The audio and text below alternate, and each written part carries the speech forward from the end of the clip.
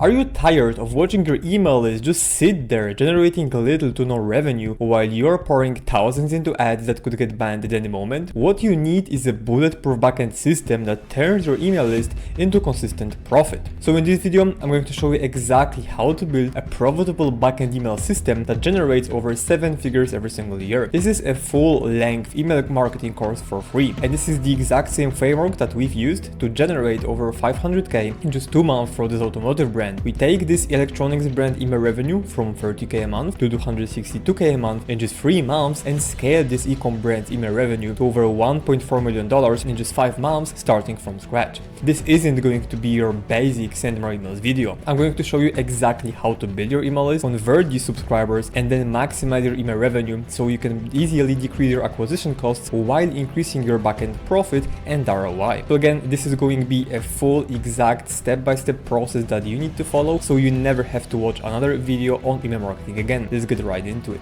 And once again, this is gonna be a complete e-commerce email marketing guide entirely for free, but let's start with why you should care about email marketing in the first place. The most important thing is gonna be the ROI. So for every single dollar spent, email marketing generates an average $36 to $45 in revenue. So that's quite an insane ROI, and you won't get this kind of return anywhere else. Like, it's not gonna be ads, organic, it's only possible with email. And just to be completely clear and transparent, this kind of ROI is being calculated on the cost of the software, not anything else you're using or any other resources for this matter. Then the biggest brands generate around 20 to 25% of the total revenue from emails alone. And I mean, there are brands doing more, like 40, 50%, and we've seen this as well. But the big brands, for brands doing 8 to 9 figures, if 20 to 25% is coming from email, then they're doing a great job. And another thing is that there's approximately 4.5 billion active email users worldwide in 2025. That's over half of the global population, so you can just think about the reach that is possible with emails when done correctly. 99% of users check their emails at least once per day, with many checking upwards of 10 to 20 times daily. And I mean, if you run an online business, or even if you don't, probably you're still checking your inbox daily. I do, even if I'm doing it for non-work related stuff, I just still check it. It's kind of like social media platform, but just I built old school one because that's email. Then another huge metric and very important one is that heaviest users may spend 8.8 hours per week just managing their emails, which is pretty crazy because obviously managing is replying as well, but stuff like clicking, browsing, or doing all of that, people actually engage with emails and not only open the inbox just to close it, right? There's also tons of emails being sent every single day, so approximately over 376 billion every single day. So that's why the competition as an all-time high is not going to be easier, it's only going to get harder. But this is why this guide is going to help you to make sure that your emails are actually better than your competitor, so you can easily scale further. Now, some very important metrics for you as an e-com brand is that 50% of consumers in the US make a purchase from email marketing at least once per month, and around 20 to 24% of those consumers, of consumers in general, make purchases multiple times per month after receiving marketing emails. And what you'll notice quite often is that not all of them are gonna open, click, and then purchase. They might open it once, they might click for the second time, they might open for the third time, and then after a few days after opening some of your emails, they're gonna be like, okay, I know this brand, I'm familiar with what they're doing, so I'm gonna go ahead and make the purchase. This is why this whole system is so important. Then lastly, around 59% of consumers say that marketing emails influence their purchase decisions, and 60% admit that they've purchased because of a promotional email. So again, all of these metrics are kind of pretty much explaining why you need email marketing in the first place. So hopefully by now we understand that this is not some kind of get money, get rich quick tactic, make money online type of thing. It's actually a real strategy and approach to grow your business already past 7 to 8 figures a month. Now, you might be wondering, okay, you're saying all of these, flashy metrics, but what do you actually know about? So just very quick words about me. I run an email agency. I've been doing it for over 3 years, just helping other brands scale. During that time, I've worked with over 50 brands doing 7, 6, 8 figures per year. I've audited and consulted hundreds of those brands about their marketing performance and the strategy in general. And as a result, I've helped generate those brands over 30 million, which is again the brands which we do fully done for email marketing for, not not counting in the consulting clients. So just like, to give you some background and some of the results we've achieved. Again, like scaled this brand from 30K a month to over 262K a month with just a few months, beating, in Black Friday period. So November, December, another brand in January this year. So like this is, the proof of what I showed you right now. Also like showing the store growth as well, because email revenue grew. Yeah, that's true. But their total revenue grew by 15% as well, almost getting them to 1 million per month. Another brand from January to February, end of February this year, over 40% from email, 340K. Another one to 50K in 2 months once again. Another one 1.4 mil, just a few months. So yeah, you can see that, I probably know a thing or two about email. And this is everything I'm going to cover in this guide. So we're gonna go for the software choice and tech setup, because this is quite important. Then I'm gonna cover deliverability, list growth and pop-ups, welcome flow, abandoned cart checkout, other key flows aside from these three, campaigns, segmentation, copywriting, design, and lastly, A/B testing and optimization. This guide is also gonna be linked in the video description. So if you want to download this exact guide with, pretty much every single module linked, you can do it by just entering your email address by clicking below, joining my list, and you will get this free guide. It's 178 pages entirely for free, so you can get it as well. But now let's start with software choice and tech setup, because yes, this is gonna be quite important. So as for the email software, there's really lots of options available in the market right now, but if you run an e-commerce brand, Klaviyo is hands down the best platform. It's the best because of what it offers in terms of easy integration, deliverability as well, which is very, very important, segmentation, analytics, personalization, advanced flows, and much, much more. They're also releasing a ton of AI related stuff, so that's just gonna make the platform better and better every single day pretty much. And I know there's dozens of other platforms, but usually I recommend going with Klaviyo. They have like direct support from Shopify. I mean, not like support, but Shopify invested in Klaviyo, so that's like, pretty direct support in my opinion. Yes, there's been other softwares as well, but there's been software, I don't want to call any names, but they've been other pieces of software where people would promote, tell you they're actually good. And right now, anyone who switched from Klaviyo to a different platform is kind of suffering because this platform is not good anymore. It kind of got bought out and so on and so forth. So just go with Klaviyo, it'll be good. Yes, it might be a little bit pricey for you, but again, even if you pay for the software, the ROI you're gonna get out of it, it's still gonna be like 20, 30, 40x. So even if it's pricey for you, you will make way more money than you spend on that. Now, in terms of the Klaviyo setup, it's really pretty simple. Like, I don't want to, walk you through entering your first name, last name, company address, email address, and so on.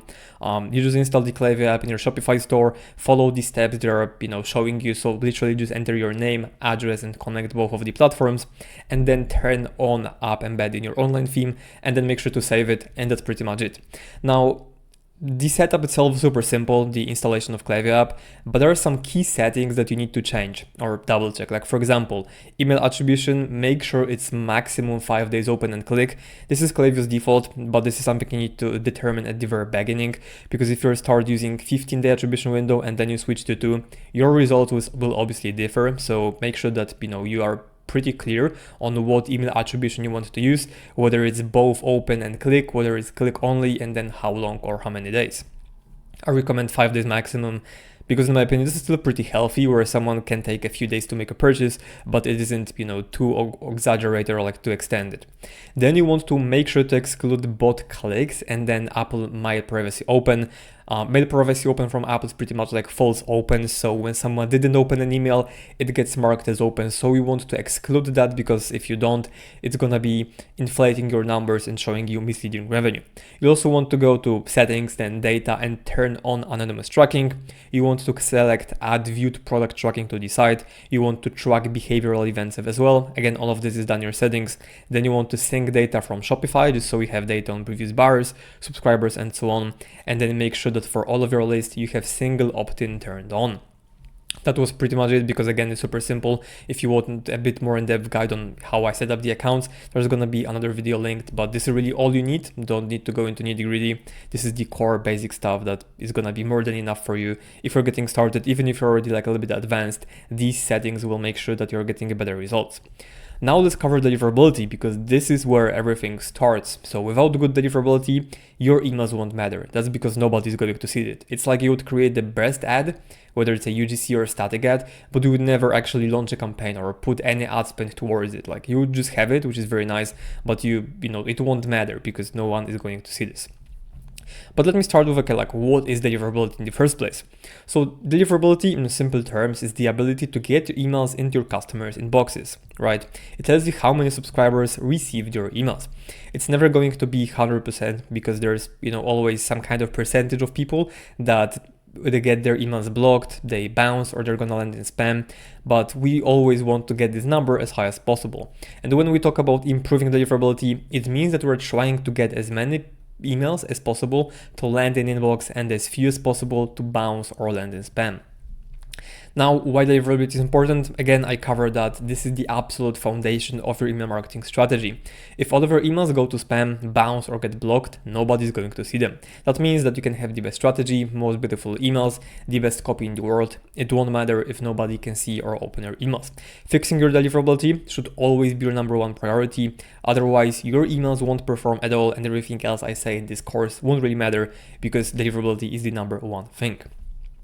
Now, here's the example of what I mean. So in scenario A, you're sending campaign to 50,000 people and you get a 20% open rate. That's 10,000 people. Assuming click rate is 2%, so 2% of those that open an email, that's 200 people. If your conversion rate is 2% and the AOV in this example is gonna be $50, that's 4 sales and $200 in revenue.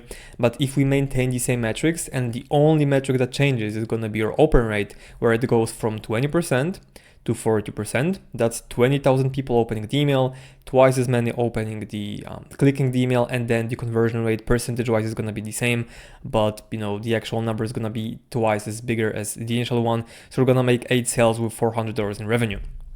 And one important thing is that this is just one campaign. So if you send 10 campaigns a month, that simple example shows you that if you would have better deliverability from those 10 campaigns, you'd be making an extra 2K in revenue and over 20,000 in annual revenue just by fixing your deliverability. So again, by improving your open rate, you can actually double your sales because you're reaching twice as many people or eyeballs as you would with bad deliverability.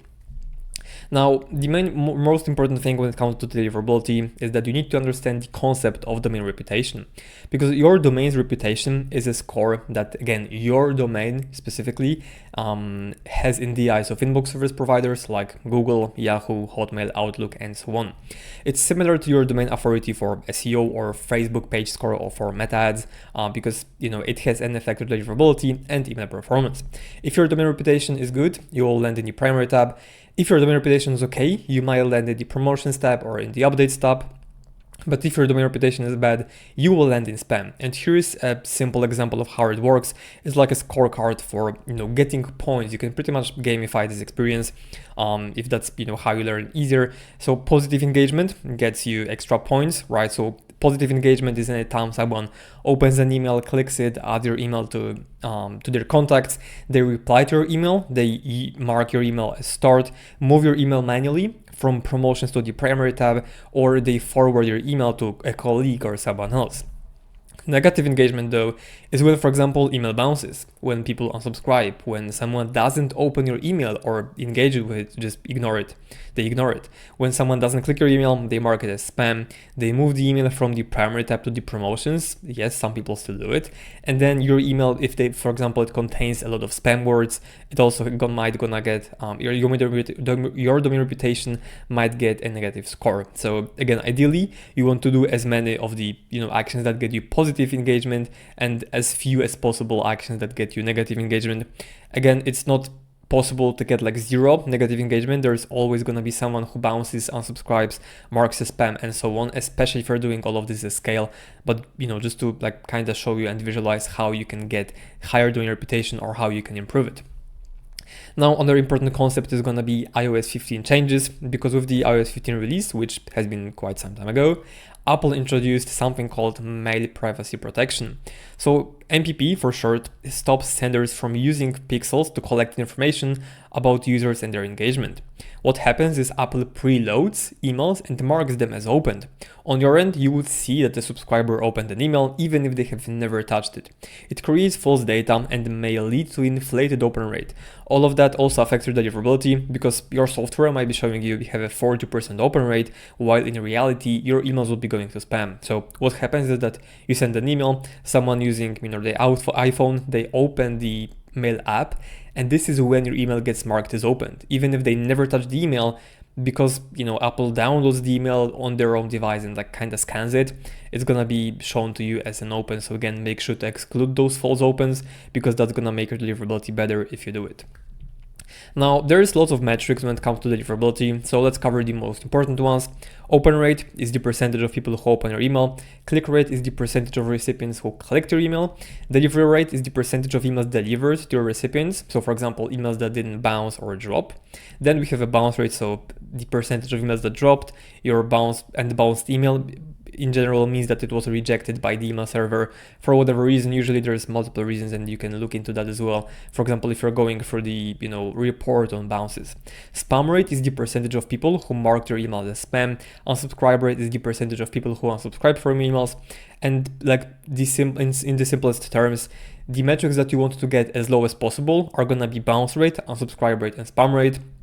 And then the metrics that you want to get as high as possible is going to be open rate, click rate, delivery rate, and obviously conversion rate, which is how many people are purchased from your email. Now, some of the KPIs to aim for: open rate at least 30%, click rate. Now, click rate is a completely different topic, because usually, we have clients having click rate lower than 0.4%, and for campaigns, and their Klaviyo revenue is still gonna be like 30 to 40% for non-subscription based brands, just because we're trying to go as broad as possible of segments. But I think like 0.4% click rate is a decent thing to aim for. Delivery rate at least 97%, bounce rate less than 1%, spam rate less than 0.03%, but for Google Postmaster Tools less than 0.3%, because that's the Google's benchmarks. And then for unsubscribe rate less than 0.5%. So again, all of these KPIs can be dynamic, because usually I always say that it always depends on the brand and on the context that you have for your brand specifically, on how high quality your subscribers are, how often are you emailing them, how broad you're going with your segments, and so on and so forth. So all of these matter, but again, this is like the benchmark for your KPIs. You should be going for the most important one is obviously going to be the open rate, because if that's below 30%, even I would say below 40%, it's not looking the greatest. You probably need to improve deliverability, but yeah, you can just aim for these KPIs. Now, in terms of the bounce rate, we had a lot of cases where brands were struggling with pretty high bounce rate. It was above 5% and they just didn't know what to do. So here's a very quick fix. First of all, you want to exclude all of the bounces from your flows. Then you want to create bounce at least once for all time segment and suppress all of these users. And then if your bounce rate is still gonna be high, you can add CAPTCHA to your embedded sign-up form. And if all of these solutions didn't help, you can always turn on double opt-in. Yes, I'm usually against double opt-in because it slows down your list growth, but in this specific case, having high bounce rate is gonna impact your revenue and deliverability more than just having single opt-in. Having double opt-in. So I would say that in this specific case, you can turn on double opt-in, but you won't keep it forever. Let it run for like a few weeks, see if your bounce rate improves, and then you can also go ahead and turn on single opt-in. We also had lots of bots right now coming into the websites and doing like hundreds of thousands of add to carts. So there's like a specific app that also excludes those people from like accessing your website, and then you would also have a lower bounce rate for your abandoned checkout flow specifically. But if you're struggling with that, let me know in the comment below, and I'm gonna send over the link to the app. Now, in terms of deliverability technical setup, because essentially this is, how you are actually going to improve it, you need to start with the basics and having the right sending infrastructure. I don't want to overcomplicate it. It's again pretty simple. So what you want to do is start by creating your custom or branded sending domain. So step number one is going to your Klaviyo, settings, domain, add a domain, and then verify it. Then you also want to make sure to add a DMARC record as well, and then you want to warm up your domain, so gradually increase the segments you send to. For example, you can start with engaged 15, then go to engaged 30, engaged 45, 60, and so on. Now, if you want to like step-by-step guide, but again, it's super simple. I have a separate video on that, so you can go ahead and watch it. But again, I want to simplify it as much as possible. I don't want it to be like any fluff or anything like that. So it's gonna be pure value. And by engaged segments, I mean people who opened or clicked your emails, right? So it's not store engagement, it's email engagement, which is super, super important when warming up your domain, because if someone was active on site, it doesn't mean they're gonna get your email in the primary tab, or it doesn't mean they're gonna open that. So when warming up the domain, make sure to always target those email engaged segments. Okay, now you also need to understand the concept of deliverability pay per ISP.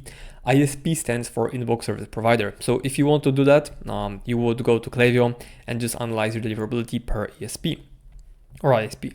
So you can also create separate segments for underperforming ISPs. Let's say that in this case, Hotmail and Outlook are underperforming a little bit compared to the other domains, which are getting above 60% open rate.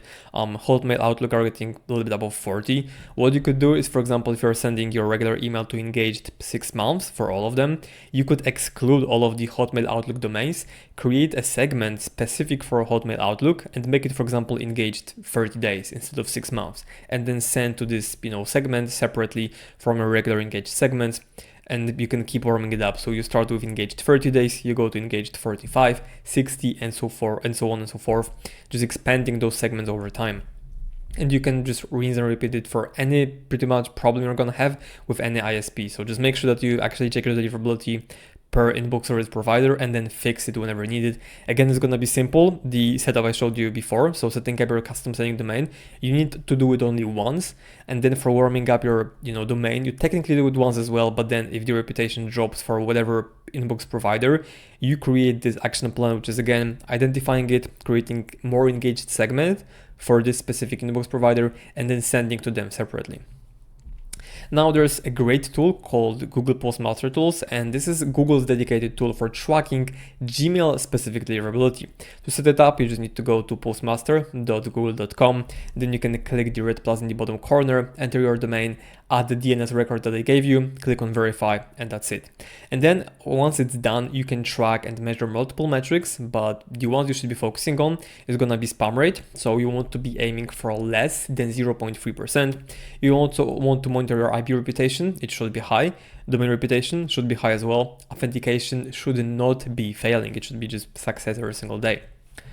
And also one important thing is that you need to set up this tool specifically using Klaviyo, because Klaviyo, for example, doesn't show you spam rate for Gmail or for Google. So it may show you 0% spam rate, but in reality, it's gonna be higher in the Google Postmaster Tools. The numbers can differ, so you need to have it on top of your Klaviyo reporting and dashboards.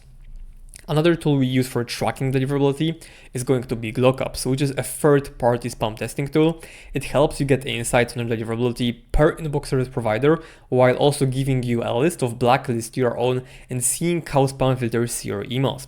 Once you log in, just click on Start Spam Test, Start Manual Test, select all of the spam filters, all of the email providers, click Create, download the seed list, upload it to your Klaviyo account, create a campaign that is gonna be targeting the list you just uploaded, copy the ID string, you're gonna add it wherever to your text block campaign in Klaviyo, you're gonna send the campaign, and after you click on view report, you're gonna see what the results are like. So for example, before we made changes to one of the clients' deliverability, all of their emails were going to spam. We implemented the changes following this guide, which is setting up the custom sending domain, adding a DMARC record, and then warming up the domain, and most of their emails started going into the primary tab after warming up the domain for a while and doing it properly. Gmail is another tool we use for tracking deliverability, and again, it's also pretty simple. You just go to the actual tool, you click on any of your emails, and then from the preview you can actually send it to this, to the seed list that you're gonna get, and then we're gonna select and look up your domain in this Gmail tool, and it's gonna show you the deliverability. In this example, most of the emails went to the primary inbox. One inbox received it in the updates, but still it wasn't spam, so it could be worse. But in general, if you are struggling with deliverability, you want to use all of these tools to kind of help you maximize the actual open rate and get as high domain reputation as possible for all of the inbox providers. Now, if you've done all of the above and you're still going to spam, there are a few things you can do. First one is just removing dead profiles. So people who bounced, people who dropped email, unsubscribed, marked as spam, and so on. Then you want to start the warm-up process from scratch. So even if you've been doing the warm-up process like 6 months ago, things were fine and suddenly they've fallen off a cliff and you're going to spam again, start it from scratch. So if you're normally sending to engaged 6 months, start from engaged 7 days. maybe even 3 days if it's very, very bad, go to engaged 15, 30, and so on, and just keep expanding. Then you also want to add the plain text emails to your campaign calendar, just because they have way better deliverability than design-based emails. And then another thing is just, like I showed you, this card for getting more pretty much points for your domain. You want to ask people to reply to your email or bookmark it, because that's gonna give you a lot of points. Replies in general are the highest form of engagement, so we always want to do it for really struggling with deliverability. If you're not getting many replies, to your email anyways, you can give some kind of incentive, like maybe a gift card, maybe, Amazon gift card, maybe your store gift card, stuff like that, maybe a discount, maybe free gift, really anything you can do that obviously not gonna cost you a ton, just to get those replies and boost your domain's reputation. Now, there are some other deliverability best practices, like emailing your list frequently, because if someone sees your name in their inbox, they're gonna know who it is that's sending the email, and they'll just be engaging with them, and you will be building your reputation over time. You also want to avoid spam words in the subject lines, stuff like guarantee, make money, all of those, spammy words. They're called spam for a reason. You always want to have an alt text for your images, all of them. You also always want to compress your images. You can do it by going to, for example, squash.app, and later in the guide I'm going to show you how to actually compress and upload your emails so deliverability won't suffer. You also want to decrease the email size as much as possible. Email size is not the same as image size, it's a different thing. If you want to see your email size, go to any email in your Klaviyo, click on preview, and then once you click on preview, it's going to show up at the top right corner. But the easiest way to decrease your email size is by having all of your email content in one Klaviyo section. You can have multiple Klaviyo blocks, but make sure they are all in one Klaviyo section. If that's still not going to help you, you can also add something called mission statement to your footer. Mission statement is just a string of text, added to the very bottom of the email, plain text, just to balance the ratio between images, so heavy elements, and then plain text or HTML elements. You also always want to show unsubscriber link. Hiding it won't be useful, because if someone can see that, they're gonna mark you as spam rather than subscribing, so you're doing no good by hiding it. You also want to be cleaning your list regularly, depending on the list size and how many new subscribers you're getting each month. It could be done bi-weekly, monthly, or every 3 months maybe, so quarterly. And lastly, send good emails. If you're sending good emails, people are gonna be opening them, clicking them, and that's gonna show your inbox providers that, okay, these guys are sending good emails because people are engaging with them, so you're gonna give them good deliverability because they are trustworthy. Now let's talk about list growth and pop-ups, because after you have your deliverability all set, it's time to actually grow your list to keep getting more and more subscribers every single day. So there are really 3 main ways that someone can really join your email list. It's gonna be pop-up, it's gonna be your embedded forms, like for example in the footer, or maybe you have some kind of event you're running, whether it's online or offline event, or any other landing pages, and then checkout opt-in. Most of your email list will join through the pop-up and checkout opt-in, that is true. If you don't have the pop-up, you're missing out on tons of revenue and extra email subscribers, so make sure that you have all of these 3 in place. As for the embedded forms, this is one of the most common form of sign-up forms, because you can find it embedded on a website pretty much anywhere, on any website, and usually it's gonna be at the very, very bottom of the page, pretty much above the footer links. And while it's not the best tool to grow your email list, you still need to have it on all of your pages, because some part of the traffic will still scroll to the very bottom. They're gonna check out everything you do, and then they're gonna sign up by using this embedded form. So even though it's not the most effective, you still need to have it, because it's just, to maximize the results and your list growth. Then let's cover pop-ups, which is gonna be a little bit more, extensive, because pop-ups are really the main way to grow a list, and there's really a lot you can do with them as well to kind of play and optimize for higher quality subscribers, more revenue, higher lead to customer ratio. So, there's gonna be a lot about pop-ups and a lot of visual examples for you to learn from. So, just make sure to walk through all of them. In general, there's multiple different styles of the pop-ups you can run. So it's gonna be partial screen, full screen, quiz, spin a wheel, and then a promotional pop-up. Again, I'm gonna give you examples for all of them. So partial screen, it's pretty self-explanatory. It's just gonna be covering a part of your screen. Usually that's gonna be the most common, type of the pop-up you see, because most brands are running it where you just open the website and it's covering just a part of the screen, and it's just called partial screen pop-up. But then you have also something that's doing way better right now, which is full screen pop-ups, where they cover the whole part of the screen. I mean, every single part of the screen, the whole screen, whether it's mobile or desktop, it's hovering the entire website. And now they're working better for multiple reasons, and this is just my theory, but like, first of all, you have less distractions. If it's a partial, pop-up, you kind of can still see, what's on the website, so you don't have like complete focus on the pop-up. With full screen ones, especially if it's like full plain color without like any opacity and like you can't see anything in the background, you have full focus on the offer and what the pop-up is showing, so that's why they're doing a little bit better. But then you also have a quiz pop-up, which is a great way to collect emails as well, especially if you have a kind of product that solves a real problem and you only want to have high quality subscribers. You can run a quiz, ask multiple questions, and then ask people to join the list, for example, and give them personalized results, personalized advice, whatever that might be. Quizzes are a great way to grow your list as well. Spin a wheel, very common, in my opinion, very spammy, and usually I don't recommend it, because yes, your opt-in rate might be a little bit higher than if you had a direct offer, but usually the quality of those people is a little bit lower. I mean, we're humans, we love to gamble, we love to see what kind of offer am I going to get. And yes, like, this is gamified pop-up, but still, I would not recommend it purely because of the quality that, it drags people in. You want to have buyers on your list and not just clickers or like subscribers. So, keep in mind that opt-in rate is one thing, but then the revenue or lead to customer ratio is another thing to keep in mind, which is more important in my opinion. Then you also have promotional pop-ups. So for example, for Black Friday, we usually, you still want to collect emails during Black Friday, but if someone is already your email subscriber and you want to show them the offer, like, the best way to do it is just have the promotional pop-up that is going to be displayed to customers, and they can just click on Shop Black Friday and they would get to the Black Friday specific collection. Now let's start about, how do you actually build a good pop-up? And the good pop-up, or actually great pop-up, starts with great offer, because this is hands down the most important part and element of every single pop-up. That's because right now you can't just be like, hey, join our email list, and people are like, oh yeah, sure, that's great, I'm gonna join our list, because why not?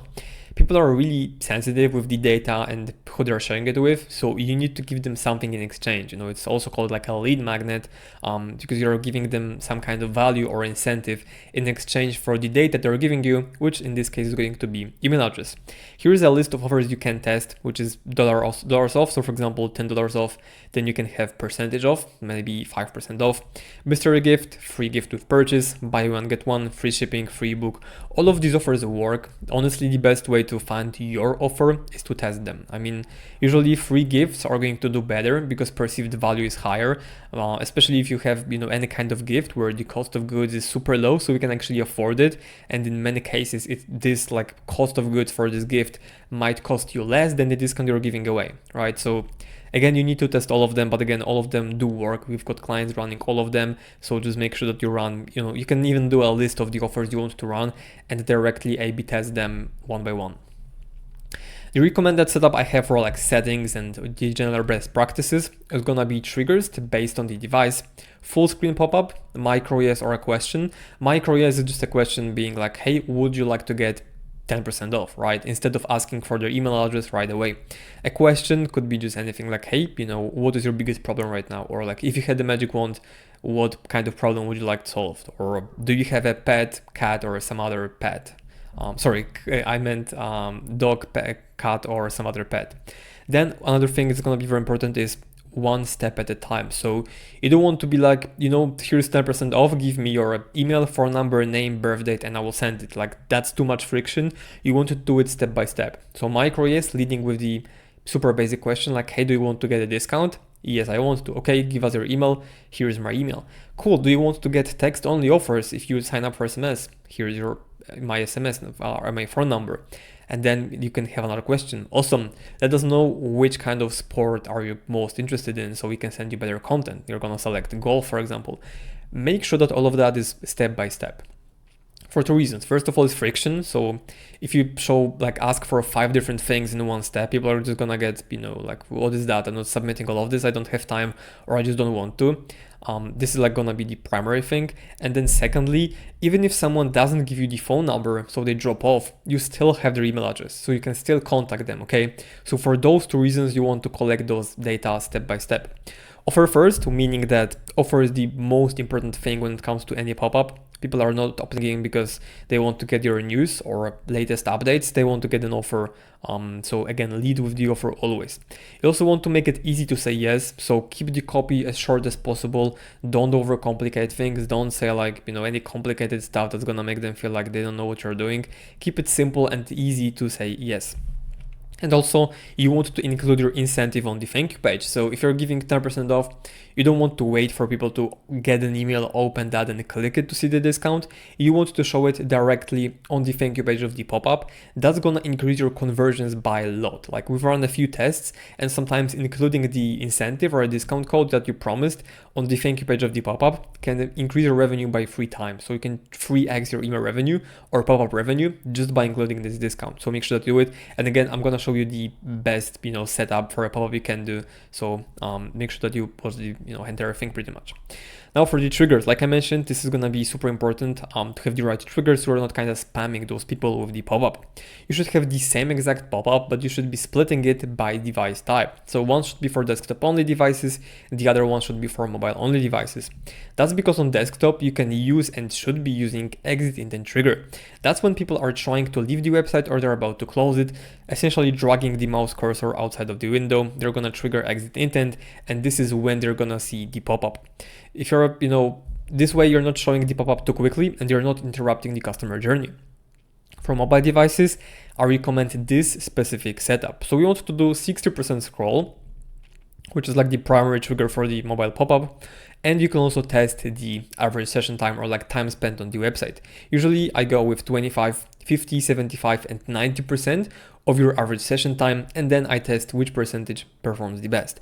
I usually have both these triggers, so either or. So either someone scrolls 60%, or for example, they spend 30 seconds on the website, either one is gonna trigger the pop-up.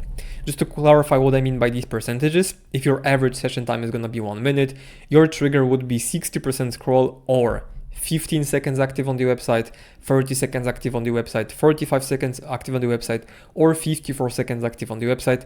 Again, you want to A/B test all of these percentages, and then you would run the best one. For example, 60% scroll versus 45 seconds on the website, which would be 70% of your average session time.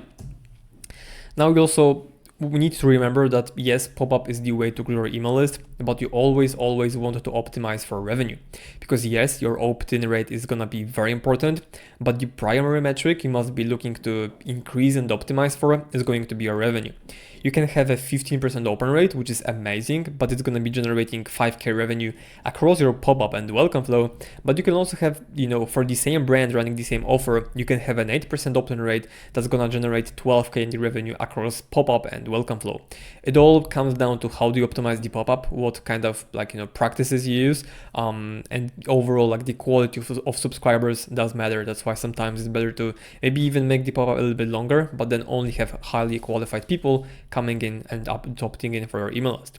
Now, in terms of revenue, there's something called pop-up revenue in Klaviyo, because it also shows how much revenue your pop-up is generating. It didn't used to be like that, but they've updated it, which is great.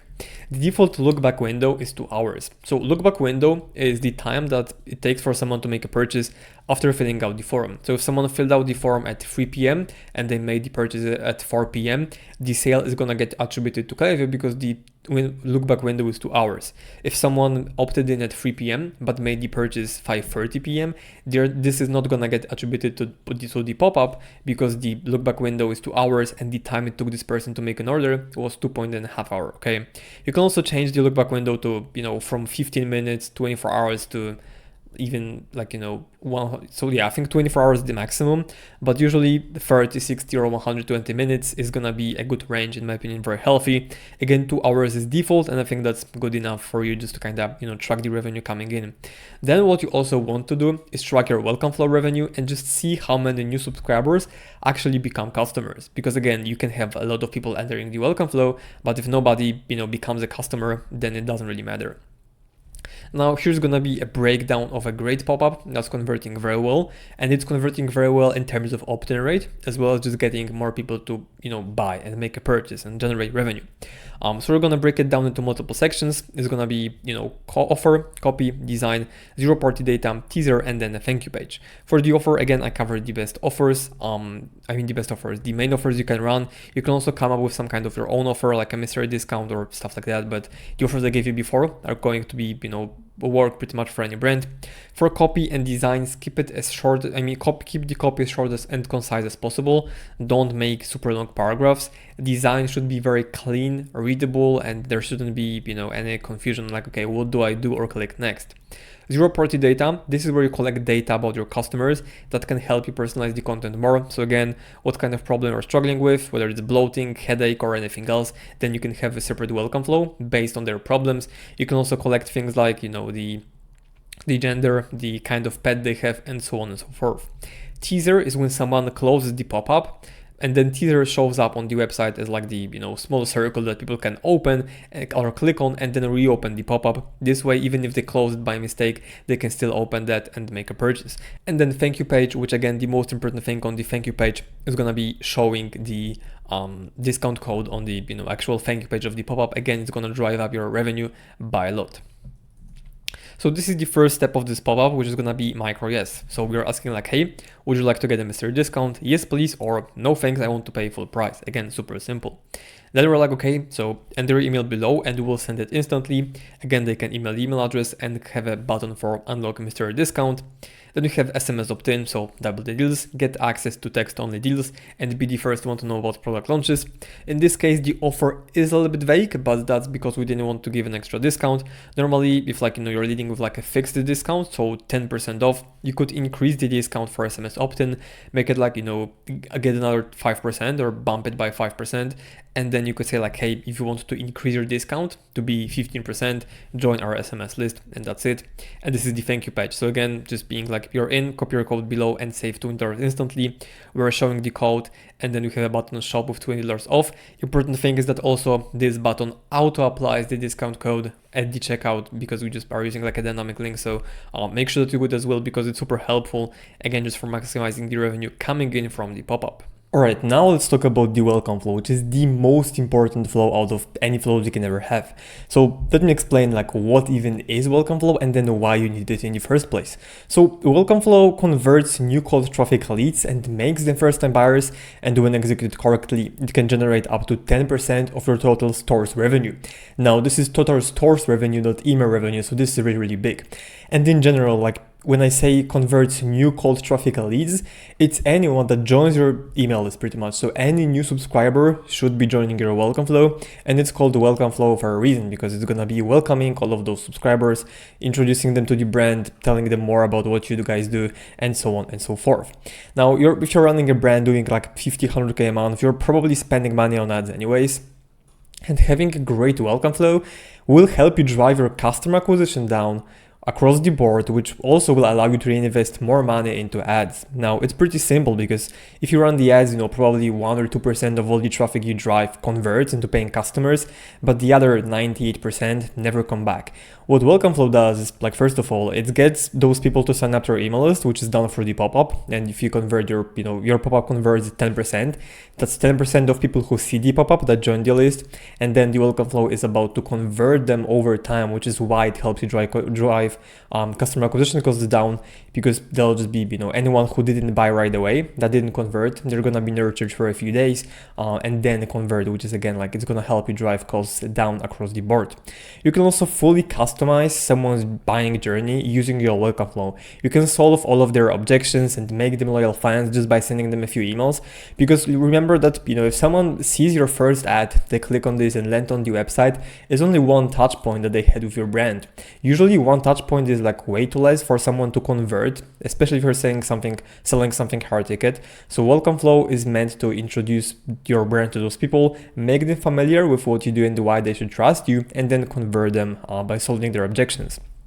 And when done correctly, it can be your best friend in increasing AOV as well. Because for example, what you can do is instead of promoting one SKU, which is your best selling one, you can promote a bundle, right? If you're running like a side-wide offer, you can do like 10% of your first order, which is gonna be great. But then instead of promoting your $20 SKU, for example, you can promote $50 bundle or $60 bundle.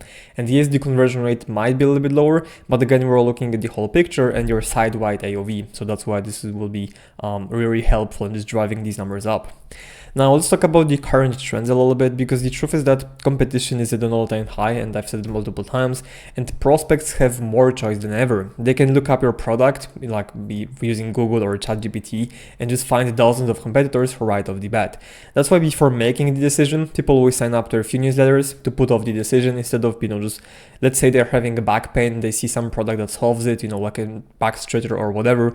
Instead of buying it right away, they're gonna look it up on Google, they'll probably start getting new ads for the same products, and they'll probably just start searching for that across the board, Instagram, TikTok, Facebook, and so on. Then what happens is they sign up for a few of those brands to the newsletter. If they are interested enough, they'll keep scrolling those emails, getting them, clicking them, and then when they are ready, they'll make the purchase. And your welcome flow is the perfect way to convert those people by showing them why your brand is the only choice, way better than the competitors. If, for example, you have 5 competitors selling the same product, but you're the only one that sends emails to your customers every day or every 12 hours, then across, let's say, 7 days, you will have 7 touch points just from emails versus only 1 touch point other people have or other brands have if they only show the ad or Instagram post. So that's why it's so important. But now let's talk about the most expensive mistakes you need to avoid, because like I've said before at the beginning, I've audited hundreds of accounts, and these are the most expensive mistakes that most brands make, and making them will actually lose you so much money that is crazy. Like I've had a brand where I fixed just the first one, which is double opt-in, and then their welcome flow revenue doubled, making them like 5 figures extra every single month. So yeah, the first mistake, already mentioned that it's gonna be turning off double opt-in. You pretty much always need to have single opt-in. That's just gonna help you drive more leads into your email list, and then as a result convert most of them. Then wrong length is another big mistake. Usually 5 to 6 emails in your welcome flow is ideal. Most brands do like either or, so either do 1 email and nothing else, or they like super long welcome flow with like 10 or 15 emails. And don't get me wrong, I used to say that the more emails the better, the more revenue you're going to make, but the truth is that after email 5 or 6, there's gonna be diminishing returns for every next email, for every following email. So the 99% of your sales will come from the first 5 emails, and the other 1% would come from those 10 emails or whatever. But usually it's not really the best way to create such a long welcome flow, because what's better is have a short welcome flow, short and snappy to the point. If someone doesn't convert, just keep re-engaging them with the campaigns. The effect is gonna be the same. They'll keep getting emails from you pretty much every few days, but the welcome flow won't be so extended, because at some point it just doesn't make sense to have such a long flow. Then long time delays. This is a huge mistake, because if someone joins your email list, the chances of them buying after the day number 2 drop by like 80 to 90%. So what you need to do is have as many touch points as possible in the first 2 days. Because then later on, yes, some people wouldn't convert, but the percentage of those that convert is going to be way smaller. And I've seen brands have like 3 days time delay between Gmail, 7 days time delay. So technically across, 4 emails, someone would get them in a month, which is not ideal. You want to be fast. You want to act very quick as well. Usually 12 to 24 hours time delay between each email is perfect, and you don't need anything longer. Blunt copy is another big mistake, and the simple rule I use to kind of identify if your copy is blunt enough is just seeing if another brand in a different niche selling a different product can use the exact same copy. If they can, then they're doing it wrong. A simple example is like a regular copy, like, hey, welcome to brand XYZ, here's your 10% off, we're excited to have you here, we are happy to have you, we are sure our product will change your life. Anyone could say this, okay? Any brand could literally copy this copy and paste it into their welcome email and use it. And if that's your copy, your current welcome email, then you're doing things wrong, and you need to update your copy to be way more specific, because this is how you personalize your emails, which I'm also going to touch on later on. Ineffective designs, another big mistake. So visual hierarchy is a must-have. You always need to have the discount code plus call to action above default. That's just gonna help you drive more clicks for your welcome email and for all of your emails as well, by the way. Now, hard selling in emails, this is also a huge mistake, because yes, you should be doing hard selling in some of the emails, but not in all of them. What you also want to do is include some kind of stories, FAQs, social proof, and so on and so forth. This way, even if you have emails that sell, people will also learn more about the brand, and that's just gonna be super helpful, because again, welcome flow is meant to create like a relationship between you and the customer, rather than just hard selling them products and pushing them down the throat. So make sure that you also include some kind of stories, FAQs, founder emails work great as well. Always mix them in and, you know, combine both essentially, because you need both. It's not only that you need to be only sending value emails, no, you need to be selling as well, but you need to have a mix of both. And I'm going to show you a structure or a strategy that helps you achieve all of that in your welcome flow. And then lastly, ignoring plain text emails. So these work extremely well. They help you stand out in the inbox, because most of the brands just have beautiful designed emails. And sometimes, you know, they probably have seen like also ugly ads that convert. Same with plain text, they aren't necessarily ugly, but they're like platform native. So anyone is familiar with plain text emails, they help you stand out, because again, not many brands do these. Plus they're also way more personal and in general have better deliverability. So all of these factors, you know, just pretty much should convince you to start using plain text emails. Now let's talk about the pop-up, because this is also super important when it comes to the whole welcome flow. And I know we covered that already, but the truth is that your pop-up will have a direct impact on your welcome flow, because if your pop-up performs worse by 24%, 25%, your welcome flow will directly follow and perform worse by 25% as well. So if you double your submission rate, your welcome flow's revenue will double as well, because you'll be getting twice as many subscribers joining your list. The quality of people joining will be another huge factor, because high quality subscribers can bring you higher revenue per recipient than low quality ones. Okay, so this is how, you know, pop-up connects to the welcome flow pretty much. Zero-party data is another important concept, because collecting it through your welcome flow can help you collecting it through your pop-up can help you personalize your welcome flow and make a huge difference in revenue for all of your emails. That's because people who give you all of this information will be more qualified and higher quality. Plus, you will be able to personalize and customize your emails more as well, just because you know what their problems are, what is their main problem. And, you know, if you sell a product that solves, let's say, 3 problems, you don't know which one is, you know, exactly relevant to your customers. So by asking them in your pop-up, you will be able to make your emails more relevant. All of that will really lead to a higher revenue per recipient and more revenue overall as well. And here is the structure, which is going to be probably one of the most important things that you can get out of this welcome flow guide, because this is really the most optimal structure. We've been using it to get rock solid results for 7 and 8 figure brands. It's been proven to work for dozens of these brands. And if you think it's a little bit overwhelming, I'm going to cover that step by step. But in general, your welcome flow starts when someone joins the list. Then the first email should be sent right away by giving them the incentive. Then you should be waiting 12 to 24 hours, and then you'll be sending a plain text story email from the founder. Then another 12 to 24 hours, you want to be sending email that clears their objection and shows any guarantees that you have. Then you want to wait another 12 to 24 hours, send them an email about your USPs, or even do a direct comparison with a competitor, so us versus them kind of email. Then again, 12 to 24 hours, social proof, reviews, testimonials, success stories, all of that.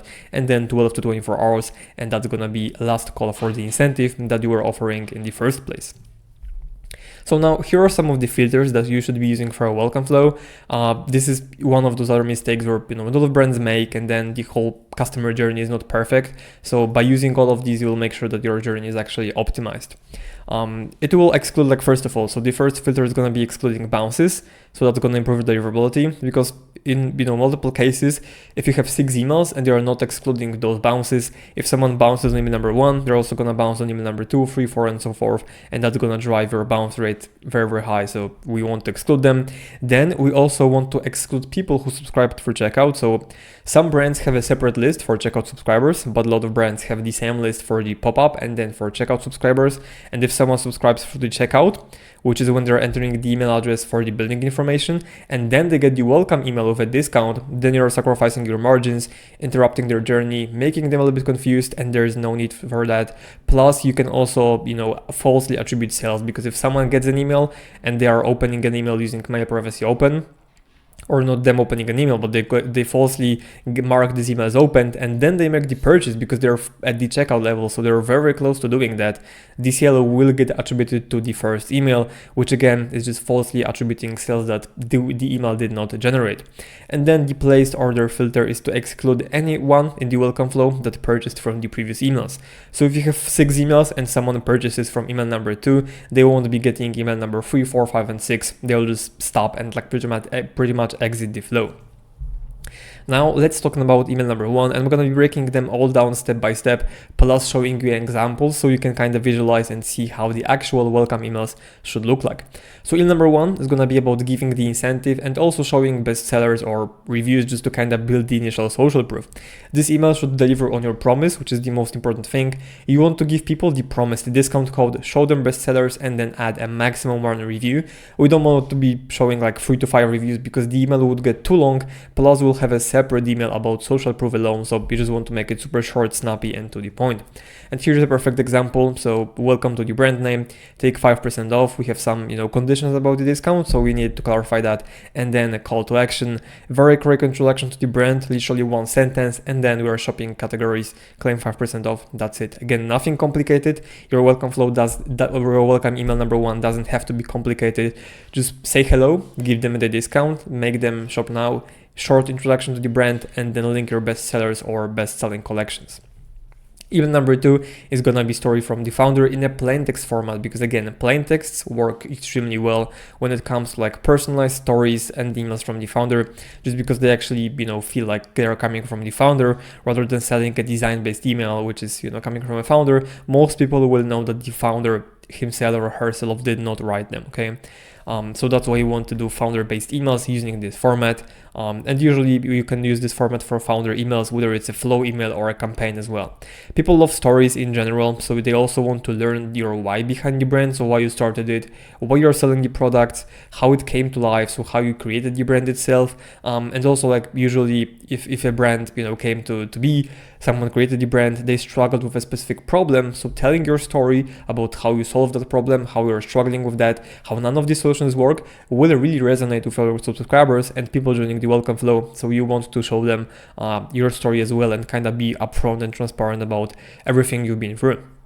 Now, I know that everyone is going to tell you to write short emails, and I mean, in some cases, yes, that's true, because emails should be short, but in this case, if we are a founder-led emails, they can be long because people read long emails as well. You might be told they're not doing that, but I mean, you have a lot of articles, a lot of landing pages that have tons of copy, and people do read them.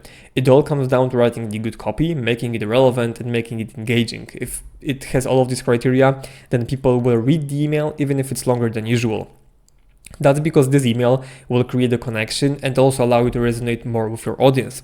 And here is a very simple example, which you can pause. And again, this email is quite long. It's probably way longer than what you would normally see. But this is a story about how founder of the brand came, to create the product that helped him solve the problems. Again, you can pause it and kind of read through, or I can zoom in for you. Yeah, I think it's the same. But you can just pause it and kind of watch it. Because again, this is very, very long. And again, notice that we pretty much don't have any CTAs up until like the middle where we link the product. And then we only have the CTA at the very, very end to claim the welcome offer, which is buy one, get one in this case. So that's why, again, these long emails can perform. So you can pretty much run them as you will. Now, email number 3 is going to be about clearing objections and showing guarantees. Because if a discount code usually isn't enough, it means they have some other objections rather than only pricing objection. And it's always best to target them as soon as possible. Like actually be upfront and tell them, hey, if you're struggling with XYZ objection, no need to worry about it, because we're removing this by XYZ. For example, if you're afraid that it won't work for you, we have a 30-day money back guarantee. If you think that it doesn't work for many people, we've got 10K reviews, go check them out, stuff like that. Your second welcome email usually will be covering your most common objections, as in like showing the story and the problem someone had. But the third email is going to be covering like actual guarantees more rather than objections, or addressing stuff like free shipping and so on and so forth. This will get you a lot of prospects through the door and convert them into buyers, because again, some of them will be somewhat hesitant. They're like, yeah, I have this discount, I know their story, but I still, for example, don't trust them, or I'm still afraid I won't be able to return it. Just show them guarantees, your refund policy or whatever, and that's gonna work. And here is an example, our worry-free guarantee, talking about 2-year warranty, free shipping, and 10% off as well. Super simple. It's not long, as you can see. It just kind of talks about the actual guarantees, that hey, if you don't like it, you have 30-day money back guarantee, and you can always return it. And that removes a lot of objections, because people are just kind of afraid, like, okay, what if it doesn't work? What if it comes in broken? And this simple guarantee will help you solve this issue. Email number 4 is gonna be us versus them, or USP. This is kind of based on what kind of brand you have, because for example, if you're selling clothing, us versus them might not always be perfect case, especially for example, reselling clothes from different brands. Like we have one client, and again, I'm going to show you an example. So if you can't really do a direct comparison to a competitor, you can run a simple USP campaign. And like I said before, there is a lot of competition out there and a lot of brands people can buy from. So that's why you need to show them why they should buy from you specifically, what makes you different, what differentiates you, and then also what makes you better choice, because ultimately that's what your customers care about. In this email, you want to focus on both benefits and features, because people are looking for differences in both. And the most common probably sentence, or maybe even cliche in marketing, is that you should be always talking about benefits, turn all of your features into benefits. I mean, that's true, but we've run a few tests and people care about features as well, especially if you're a little bit more tech savvy, selling stuff to tech savvy people. Like, they're aware of the features and benefits as well, but usually, as they're tech savvy and they know the problem itself, they like to see features as well. Here's an example of the email, which is us versus them, a simple reminder about the 10% off, and then a comparison table, which is really all you need. This is way better than writing lots of paragraphs about like, hey, we are better because XYZ. Just do direct comparison. So compare features, our product, other solutions or competitors, compare them, simple comparison table, remind about the discount, and that's it. Nothing really complicated, super simple. And then again, another email with USPs. Like I said before, not all of the brands will be able to do us versus them. So here's like, for example, what makes this brand stand out. We talk about it, like, lots of products across premium brands, exclusive collections, and so on and so forth. Just talk about USPs and then remind about the code as well, because again, we want to be bumping up this code. It's not like we should be hiding it. If someone didn't purchase from email number 1, they still have the code available. So across all of these emails, you should be reminding them to use the code and buy from you at a discount, again by showcasing USPs in that email as well. Email number 5 is going to be a simple social proof, because building trust is extremely important. This is one of the first touches that people have with your brand, so they don't really trust you yet. So you need to show them some kind of social proof to let them know that your brand is legit and your product actually works. You can do it by showing customer reviews, testimonials, press mentions, influencer reviews, mentions, posts, anything like that is really going to work. Just essentially prove to people that, hey, we're legit, we have lots of people that it works for, so it's gonna work for you as well.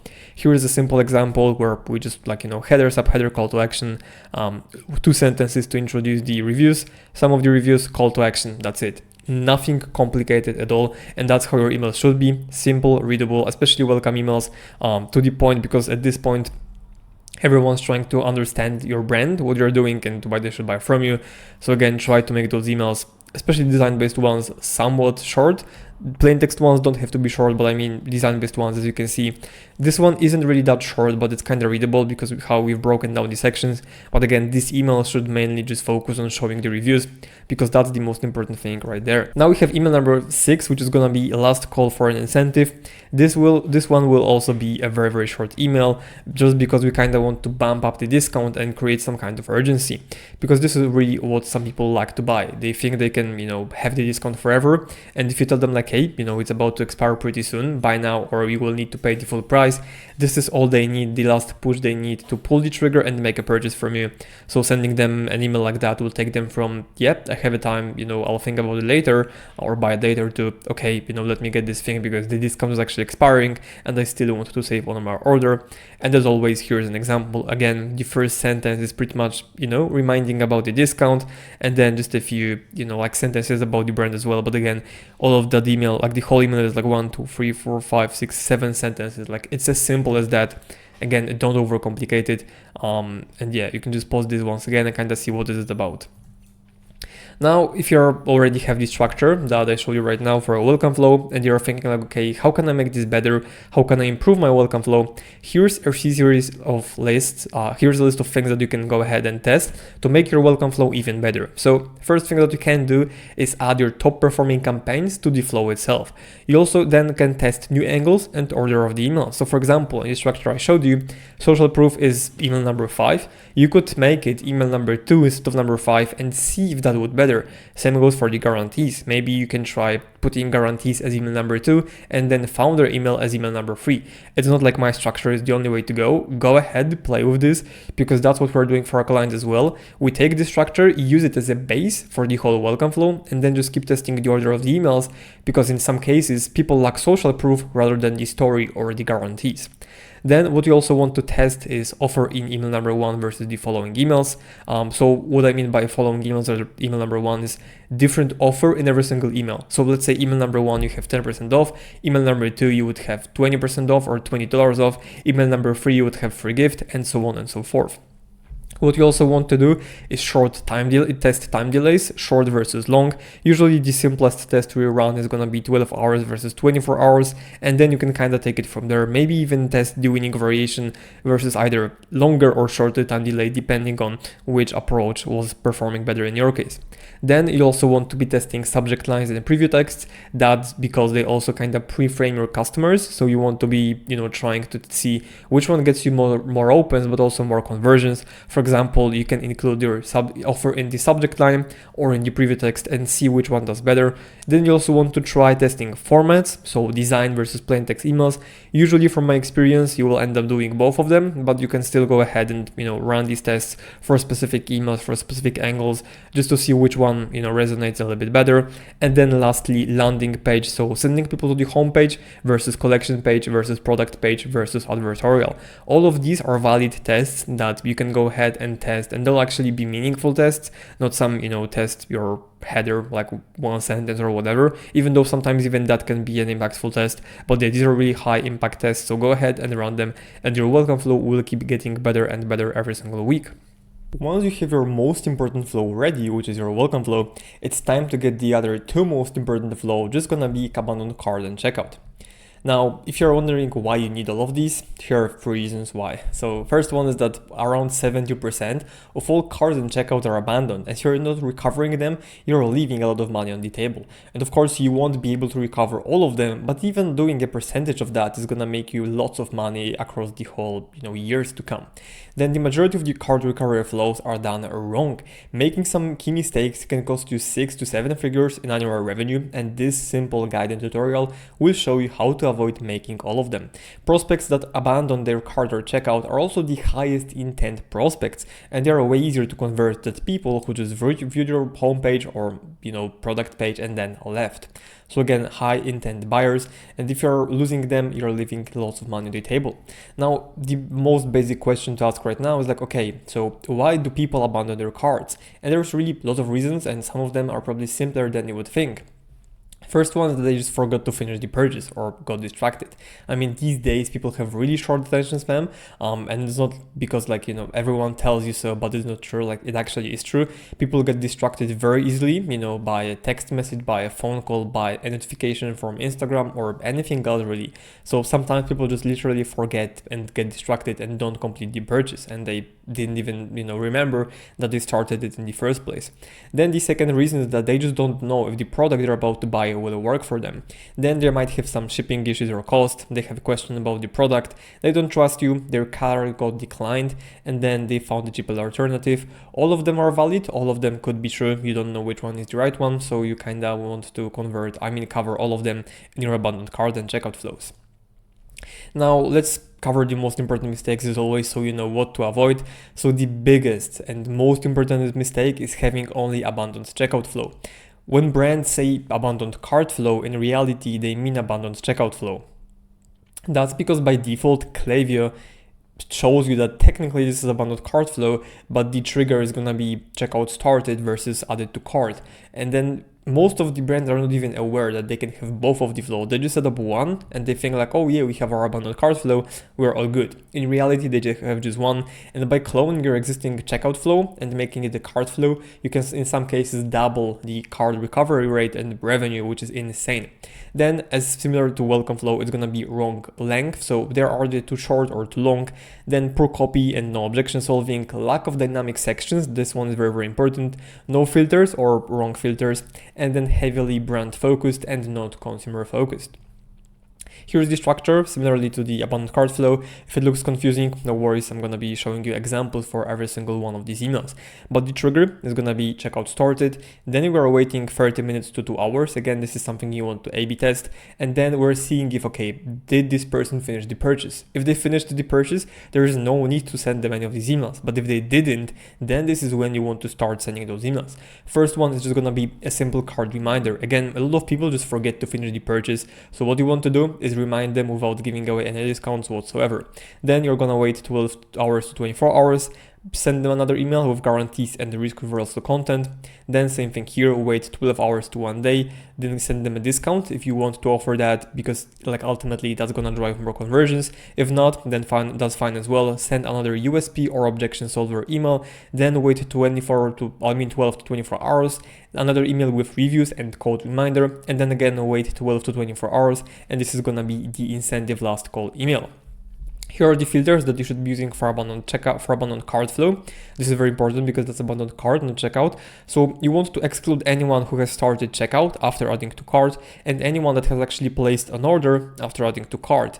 This way, the customer experience will be better. So people aren't getting, first of all, both flows, so abandoned cart and checkout. They will be getting only one of them. And secondly, they're excluding anyone who purchased, during or while being in that flow. And then you want people to enter once every 7 days as a maximum frequency, because if they enter more often, they're gonna be getting abandoned cart flows, different emails, like email number 1, email number 2 on a different day, which doesn't really matter. They're gonna be getting duplicate emails, which is gonna drive down deliverability and also make them unsubscribe or mark you as spam. Here are filters for abandoned checkout, so super similar, but we're not excluding anyone who started checkout because we want those people to have in this flow, although we're excluding anyone who has actually made the purchase after starting the checkout. And for this flow, we're sending it once every 5 days. So if someone started checkout on Monday, they're gonna get 5 emails spread across 5 days, let's say. On Friday, they're gonna be, get the last email. If they start the checkout once again on Sunday, they'll get the flow once again from the scratch. Email number 1, simple cart reminder, design-based email. One of the most common reasons why people leave is just getting distracted or forgetting, whether it was something that happened in real life, like someone knocked on their door or they just received an Instagram notification. They can get distracted easily, and with low attention spans, it's easy to get distracted and just move on to the next thing.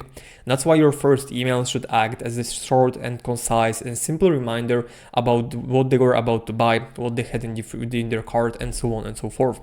Pro tip for you is that if you have free shipping available, you want to mention it for the profiles that meet the criteria. That alone will boost your conversion rate significantly. And when I say meet the criteria, for example, some brands have a threshold for free shipping, like spend $50 to get free shipping. If someone started the checkout with $90 worth of items in the cart, you can tell them like, hey, you have free shipping on these items, right? And then that's gonna help you just convert more people because you're reminding them plus already solving the shipping objection. Here's a simple reminder: you left your monkey behind. Don't worry, we won't tell him. Few sentences about just leaving the product and whatnot. Dynamic section, of course, it's not visible because it's a preview, but preview from the Figma. But normally you will show dynamic section here, so show people what they actually have in the product in the cart, then call to action back to check out or finish your purchase, stuff like that, and that's it. Nothing crazy, nothing complicated, just simple reminder and kind of like a nudge. Email number 2 is gonna be talking about guarantees and risk reversal. It's also gonna be a design-based email, and if a simple reminder didn't work, then you can start you can actually bet that there's something else in your prospects' minds. Usually they have a lot of concerns and fears and objections, and plenty of what it's combined with I'm not sure if it's gonna work, I'm not sure if it's for me, I'm not sure if I can trust you, I'm not sure if actually if the shipping is paid or free. So you need to tackle all of these fears and make the prospects feel as if they will be making the purchase risk-free. You want to remove any risk from the customer's side. Make them feel like you are the one taking the risk rather than them. Talk about all of your guarantees, reverse any other risk that there is for someone to make a purchase, and once you mitigate the risk, they won't be afraid to buy, and this is exactly what we want to achieve. Here's a simple example: 30 days to love it back or your money back. Just talking about the guarantee, return to your cart, and then again just talking about the guarantee, also showing the pretty much some social proof, because this is like a customer using the product, and that's it. Again, super simple guarantees and risk reversal email. Email number 3 is gonna be a discount optionally. If you want to give it, then that's great, but if not, then a simple USP email or objection solver, because the next step in the cart recovery journey is solving the pricing objection and any other objections someone might have by showing why your products are better, how your brand or products can help your prospects solve the problems. Solving the pricing objection is easy. You usually just show them discount, maybe even do a free shipping, and that's it. Like no more, pricing objections. But the other objections will be a little bit more specific to your brand and product you're selling. So for example, taste, ingredients, fabric or material of the product is made of, whether it's eco-friendly, and so on and so forth. A lot of different objections, but again, all of them will be tailored to your brand and what you're selling pretty much. But again, here's an example. So you are disclosing to getting a free bottle because we're doing buy one get one free, which you can also see here. And then this is a very important thing, which I'm also going to be covering in the design section. But when you're one product store, selling just one product, instead of having a dynamic section with from Klaviyo showing the item and then product name on the plain color background, you can have the photo directly with some USPs. That's going to help you drive the conversion rate quite a lot, because if you open the email, this is pretty much what you're going to see. So you will see the header, subheader, call to action for sure above default, and then depending on how big your phone is, you might see some part of the bottle with USPs, but ideally you are going to be seeing all of them. And again, if someone scrolls just a little bit, they see okay, this is the product I left, and this is how it can help me, how it can solve my problems. So this is very, very impactful. And if you're running, once again, a one product store, go ahead and do this kind of infographic. It's going to help you tremendously. Plus, in this case, we're also talking about buy one, get one. So we're kind of visualizing hey, you will get 2 bottles instead of 1. Email number 4 is going to be reviews, and then again a simple cart reminder, because lack of trust is another very, very common objection, and it's a pretty big one, because if someone doesn't know your brand, they don't trust you and your product, they're not likely to just give you money, right? That's why we have the entire email dedicated to showing them that your brand is legit and your product works as described. Remember that you want to spend some time selecting the right reviews rather than just showing some basic ones that aren't helpful. If you have a review yeah, that's great, great product, that doesn't tell anything, right? You want reviews that also cover objections or mention problems. So I was struggling with insomnia, I tried 3 different supplements, didn't work, that's why I was hesitant to try another one, but I still gave it a shot, and I'm glad I did because it worked. Now I'm sleeping like a baby, and so on and so forth. It's way better than just having a review great product or I recommend it, right? You get what I'm saying.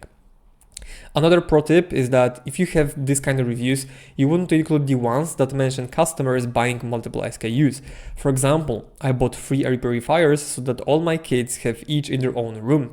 This one will make someone think okay, maybe instead of having 1 purifier in my bedroom, I need 1 for my kids as well, right? This will help you just drive the AOV up. Of course, it won't be super impactful, and not everyone's going to buy 3 SKUs instead of 1, but some of them will, and that's what's important.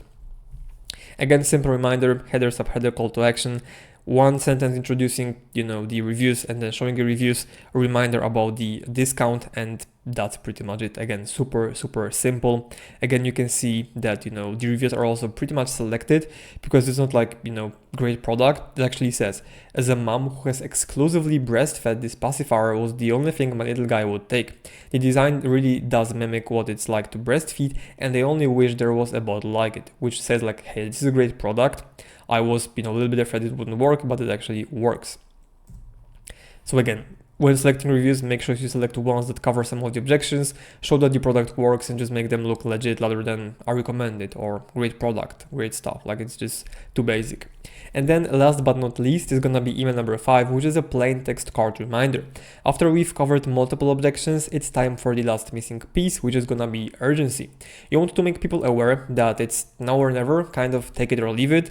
Again, it doesn't have to be super pushy so that like they feel, you know, forced into buying. Just kind of make it like, hey, if you don't recover your card right now with this discount, product might get sold out, the discount will expire, so, you know, it's up to you, but you would rather do it now. I also love using plain text format because often it doesn't feel that salesy, and people actually think it's often an email from a customer service team, especially if you sign it off like that, okay? You also want to keep it short and to the point, no need to make it too long, longer than it has to be. And here's a simple reminder, you know, reminding about the product, talking about the discount expiring, and so on and so forth. Now, if you want to optimize your abandoned cart flow further, you can start adding more emails, even though I wouldn't make it longer than like 6 emails, to be honest. So if you start with 4, for example, you can add email number 5 and then email number 6. And then another big optimization is creating bestseller or product specific splits. So we had one client who's been selling 2 different products. You know, we had like kind of like a generic abandoned cart flow, but then we introduced the product specific abandoned cart checkout flow, and it started outperforming the generic one by quite a lot, by I think like 2x in terms of clicks and revenue. So this is a huge optimization. And I know that if you're running like, you know, hundreds of SKUs, doing a flow like that for every single product might be tough, but what you can do and should do instead is identify your top 3 to 5 bestsellers and then create specific splits for these products. Then what you also can do is run a series of A/B tests, which is gonna be testing things like subject line in preview text, time delays, email format, different designs, different copy, different angles, different offers, different landing pages. Well, maybe not so in this case, but I mean for cart pages, then yes. For checkout pages, not really, because, you know, you want to have dynamic checkout. For cards, you can apply with that, where you have like a regular cart, or maybe like a separate cart page with like, you know, pre-added product, and then maybe other bundles or variations that people can add easily. And then structure as well. So changing the order of the emails similarly to the welcome flow. You can send email number 2 as email number 4 and then email number 4 as number 2, and see how this structure and approach would perform. Now, these 3 flows, which is welcome flow, abandoned cart, and checkout, are the absolute must-have in 2025 and beyond, but that doesn't mean they're the only flows you should set up. Here's the list of other key flows that you absolutely need to have in place if you want to maximize your email results and email for revenue. Because once you have all of these 3 set up, then you need to keep rolling out all of the remaining flows, both pre-purchase and post-purchases, to maximize the whole revenue. Now, I've got a structure for all of them, so let me just quickly walk you through all of them. Now, I have a structure for all of them, which I'm going to show you right now, so just bear with me because I'm going to show you the structure for all of the flows, what to set up, what is the content inside each of these flows, and everything else you need to know. So in general, these are going to be your other flows. The first one, which is in my opinion the most important one out of these 3, is going to be the post-purchase. But in general, let me maybe start with the remaining pre-purchase flows. So everything that happens pre-purchase for all of your customers. So the remaining 2 flows, which are going to be pre-purchase, are going to be browse abandonment and site abandonment. Browse abandonment is essentially when someone visits your product page, but they don't proceed to adding the product to cart. Okay, so they went to the homepage, product page, or directly to the product page, but didn't add the product to cart. Usually this flow is going to have a pretty decent volume, because if you drive your Facebook ads traffic to product page, you're going to have a lot of people who are active on the product page but never add to cart. It's going to be the majority of the people coming through your entire funnel. So the trigger is going to be viewed product. Make sure that you have all of these flows, so we're excluding anyone who either added to cart, started checkout, or placed an order while entering the flow, which is when they viewed the product. And also, we don't want anyone to enter this flow more often than every 15 days. For email number 1, you want to wait between 30 minutes to 2 hours. You want to remind them, similarly to the cart reminder flow, like, hey, you're browsing this item, it's low in stock or whatever, make sure to actually get it before we sell out. Then you wait between 12 hours to 1 day. You want to promote bestsellers. So usually if someone is still on the edge and they're not sure what to choose, you can go ahead and be like, hey, if you don't know where to start or what to choose essentially from us, here are our bestsellers and here is why people choose them. You also need to let them know, it's not their best sellers because just because. You need to show them okay, they're best sellers because they're solving problems XYZ. People choose them because XYZ, stuff like that, just to kind of make them aware why they're actually best selling products and what problems these products solve. Then you want to wait between 12 hours and 24 hours. And then email number 3 is going to be all about giving the incentive and showing reviews. Now, incentive right there is an optional thing. Usually we still give this discount to those people because, again, we want to convert as many from those strangers into customers as possible, but you don't need to do it. This is something optional. If you don't want to give a review to give an incentive, you can just show the reviews, show the social proof testimonials. Again, similar to the abandoned cart checkout flow, just a bit more, in-depth reviews potentially because these are a bit lower intent prospects, so we want to show them more social proof and build more trust essentially. Then email number 4 is gonna be all about the USP and the guarantees, and if you had an incentive in email number 3, this is where you're gonna remind people about that incentive. And then email number 5 is gonna be incentive last call. If you are not using any incentive in this flow, you can just kind of make it like a plain text email from the customer support team or from the founder being like, hey, I see we're checking us out, but maybe you're not sure where to start. If you have any issues, questions or anything else, just let me know, reply to this email, and this kind of content would also do pretty well. And again, this email would be a plain text one just because of the deliverability, and in general this format works great for reminders, and plain text emails from the founder also print like crazy.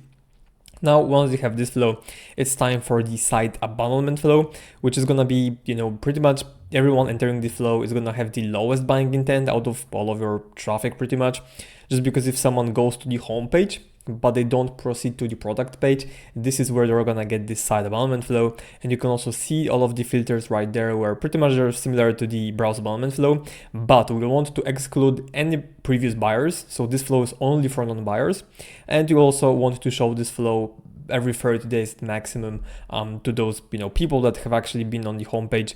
And we're sending only one email in this flow, and the reason behind it is that, again, they're pretty low intent, so we don't want to keep sending them lots of emails because then your deliverability will take a hit, and this is not something that we want for sure. So this is why we're keeping it straight, short, and to the point, and usually it's gonna be just one email talking about best sellers or offering help. So hey, if you don't know where to start, here are our best selling products. If you have any questions, reply to the email and we're gonna help you out. That's gonna be somewhat similar to email number 2, but the copy in itself is gonna be a bit different because in this case someone who already was on your product page, so they have a vague idea of what you're doing. In this case, they haven't seen any of the products you're selling, unless of course you're promoting all of them on the homepage. Then this is gonna be a whole different story, but yeah, this is what it would look like overall. And then we are going to pretty much set up all of the post-purchase flow, which is everything that happens after the purchase. Usually these flows are gonna be there to help you build better relationship with the customers, increase your LTV, which is lifetime value of those customers. So if someone bought once, you want to, and they spend $50, we're gonna make them spend under 50, so overall 100 in total. Plus we also want to shorten the time delay between the next order. So let's say on average, someone buys from you after 35 days. Our replenishment flow, for example, will be kicking in after 15 days, so we try to shorten this period, and that's also just gonna help you with the cash flow in general because you're gonna start getting orders faster with a better profit margin and just make more cash in general. So the first flow is going to be the post-purchase one, which is after someone places an order. Now, this flow in itself doesn't generate sales per se. Like in this flow, we have barely 2 emails actually doing hard selling, which is exactly how it should be, because your post-purchase flow is mainly there to educate people on how to use the product, set expectations, and then make sure that they know how to use it and who you are, what you're doing, and so on. So kind of give them the introduction into your mission, vision, and all of this stuff, because again, it builds relationship, it builds trust, and then also kind of shows competence, because if someone is like, okay, I know that I need to take this supplement for 30 days to see the result, then they also know what to expect. And for example, they won't be, annoyed that after 7 days, they're not seeing the promised result that you promised, right? So again, the trigger is pretty simple, just placed order. Email number 1 is gonna be like a quick thank you for your order, and this is separate from your Shopify notification. You need to send your Shopify notification email for Shopify, just because they include all of the data about the order, like tracking link, the core confirmation in general.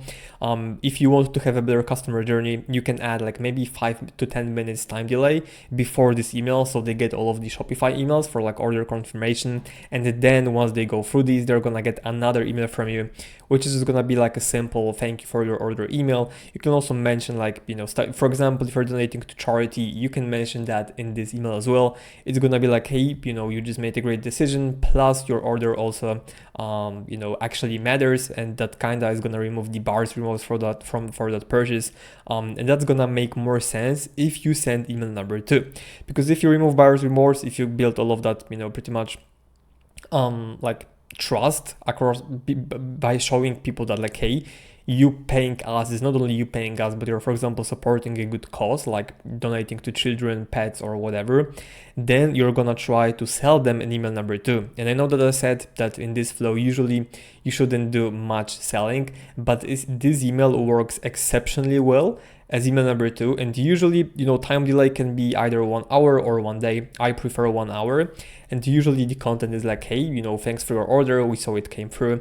I just want to let you know that we started processing that. If you still wanted to add something to your order, make sure to do it now, so you won't need to wait any longer or something like that. You can also give an incentive like a discount code, which is insane because it works exceptionally well.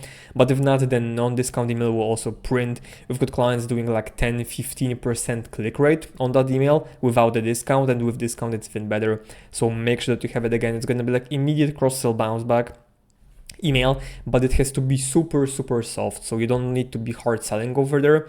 Literally make it like, hey, we're about to pack your order, or start processing it. If you still want to add something, here is what, for example, other people choose, or here is why you should do it. Give them the reason to actually do it. So I don't know, maybe save on shipping, get it faster, or anything else. Or you can even be like, hey, usually we know that after our clients try product X, they come back for product Y. So if you want to save the time and don't wait that long, just buy right now. And again, it works very well. And make it the plain text format. It can be either from the founder or from like a support team. It's also gonna work pretty well. Then email number 3, again, we kind of want to remove the buyer's remorse and build trust. Usually email from the founder will work very well. So for example, like something like a story about the brand, why you started it, what is your mission, what is your intention and vision right now. Let all of those people know about it, because it's going to be super important when it comes to building the actual brand and the relationship with those people. Then pretty quickly after all of these emails, you want to send them instructions on how to use the product, because again, this is one of the most important factors when it comes to retention. Like, yeah, you can be sending lots of emails to retain customers, but the best retention is going to be the product itself. And if people know how to use the product, they will get the results. And if they get the results, they will buy from you. Again, it's really as simple as that. So this email is all about giving them instructions on how to use the product, and then setting expectations to make sure that, okay, like they know what to expect. Because we've got some clients where their supplement starts working after 60 days or like 90 days. We're going to let people know straight up, like, hey, if you're not seeing the results after 1 month, don't get discouraged. For most of our customers, it takes on average 65 days to see the results. So again, if you're not seeing them earlier than that, then this is normal. This is not something you should be, concerned about. Just keep taking the supplement every single day, 1 capsule every morning after breakfast, or whatever the instructions are, and let them know, like, okay, how to use it, what to expect, and what are the signs of the supplement or product actually working. Because I mean, if that's something that like people can physically see, then yeah, of course that's gonna be obvious, like what are the the benefits. But if it's gonna be like supplement to improve sleep or focus, you can kind of also like let them know what to expect. Like, you'll start being a little bit more calm before the sleep, or you will be waking up more energized, stuff like that. You also want to cover it so they know that it's actually working. Now, email number 5 is going to be about providing value. So either a relevant blog article or more information about the product, maybe how to use it, maybe some fun ways to use it.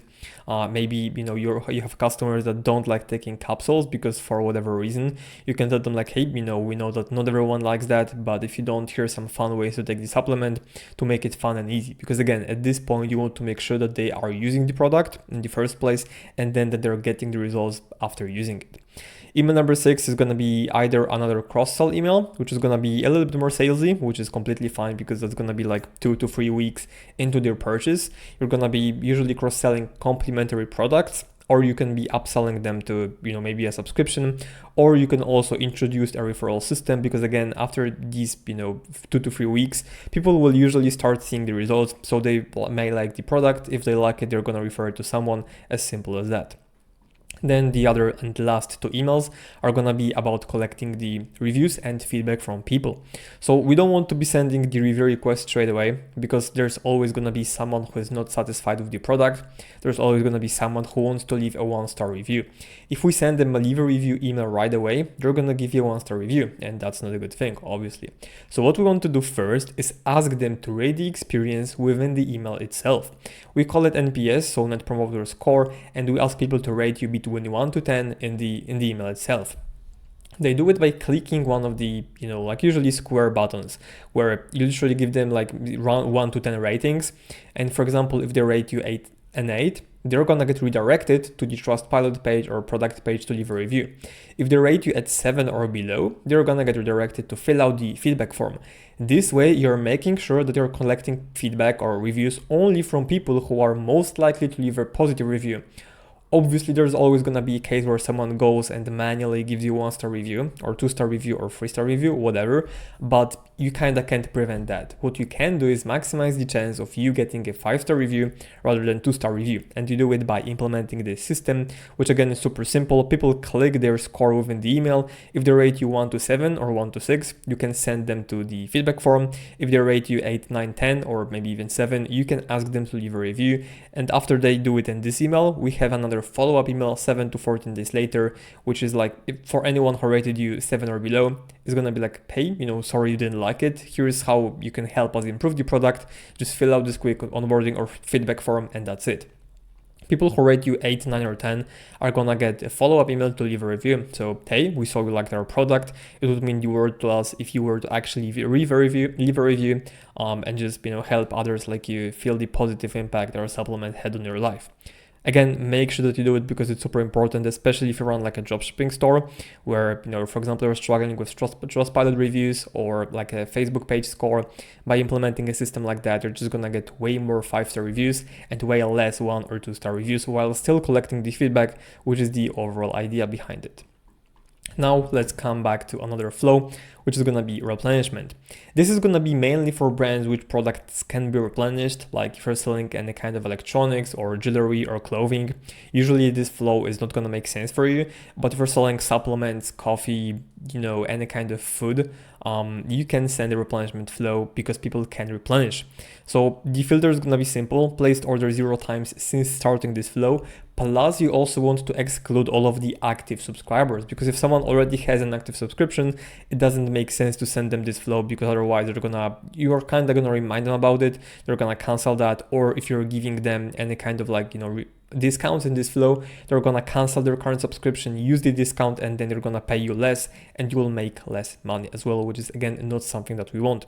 So the time delay for the replenishment flow is really gonna be different for every single brand based on how quickly you ship the orders, what is the usually supply that you're selling. Let's say 2-month supply is good. The replenishment flow is gonna have a different time delay than 1-month supply product. So again, usually if you're selling 1-month supply, between 15 to 25 days after the order is fulfilled, so you can even maybe make this metric fulfilled order, then the experience is gonna be better for those customers. Email number 1 is just gonna be reminding them to replenish. It's really as simple as that. You can be like, hey, if you're running out of the good stuff, here's where you can, replenish and maybe even subscribe and save. But usually it's just gonna be a simple reminder for those people to repurchase from you once again.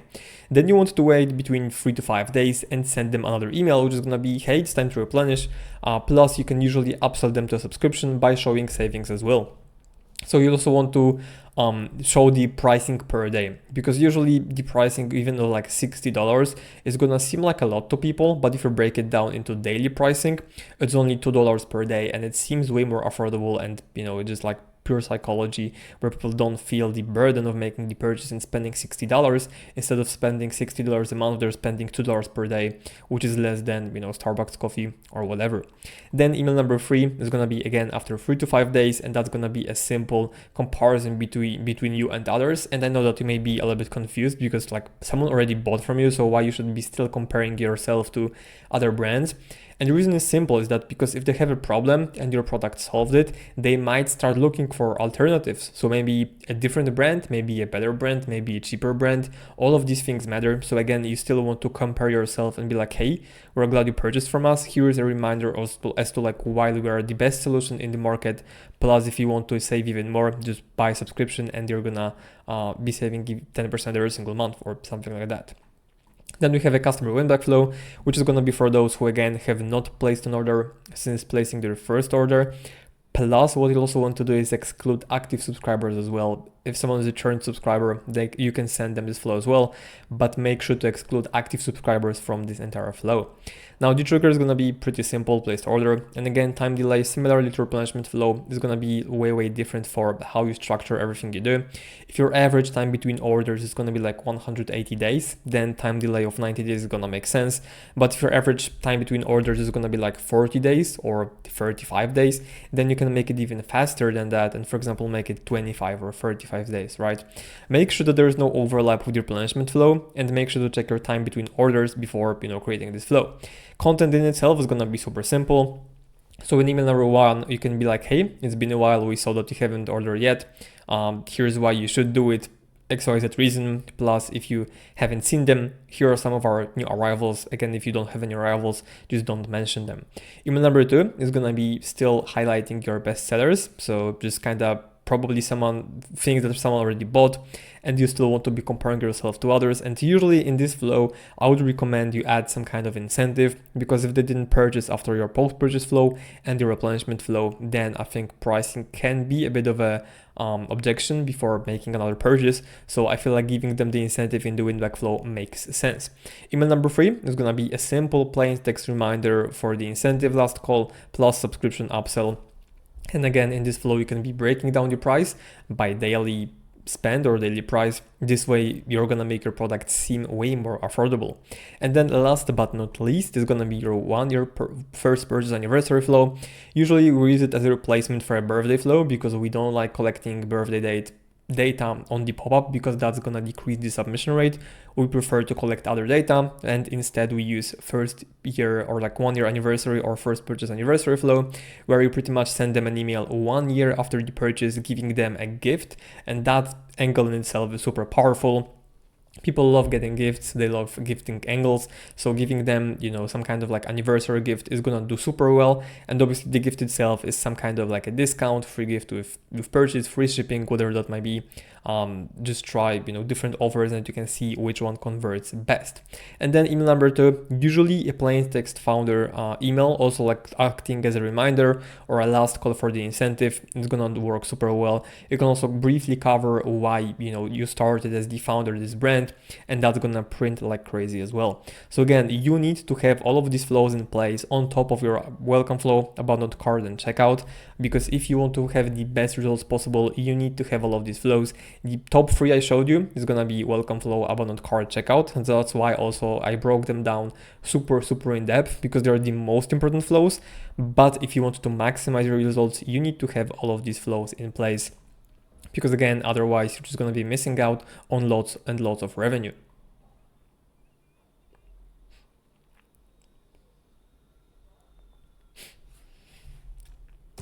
That being said, it pretty much completes our flow setup, and I'm going to show you later in this video how to A/B test them. But once you have your sign up form done, you have your flows in place, it's time to start sending campaigns. So this is what I'm going to cover right now.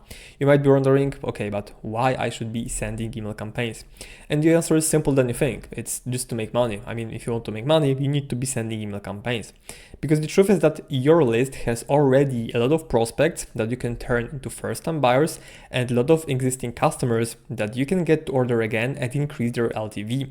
Now, if you have all of those people in your email list, you don't need to spend anything to get them to sign up or buy from you or whatever. Every single purchase that is going to be made from those email campaigns is going to be highly profitable. So that's why you need to be running them. Plus, it's an owned media, meaning that you have the full control of everything you do with your campaigns, emails, and so on and so forth. The truth is that your email list is your brand's biggest asset, and by sending email campaigns, you're maximizing the value of this asset because you're monetizing it. Your campaigns shouldn't only sell, but also educate, build relationships, and entertain. And I'm saying this because it might be, quite important. You shouldn't be sending only discounts unless there's a very few specific cases where it would make sense. For example, if you're running 15 different offers that you can be recycling with every single email, but other than that, your email should also be entertaining and won't make people to click them and open and engage with them. As for the frequency, the bare minimum is gonna be 3 to 4 times a week. Yes, you can send less emails, but you won't get great results. Usually anything above 4 emails a week is gonna have diminishing returns, meaning that the incremental revenue uplift won't be as high as if you email 4 times a week instead of 2. So if you're sending 2 emails a week, you might be making 10K a month, let's say, and now we start sending 4 times a week, you will be making like 18K a month, okay? It's not always gonna be like 2x the revenue, of course, because then you're gonna make more revenue in total from campaigns, but less revenue per campaign. But let's say if you were to bump it from 4 times a week to 6 times a week, instead of making following the example before, it was like 80% growth. In this case, it would be probably like 10 or 20% uplift. So you would make like 20, maybe 21K per month. And yes, if you want to maximize your email revenue and your email list is big, you can definitely take it further and email your list 6 times a week or even daily, so 7 times a week.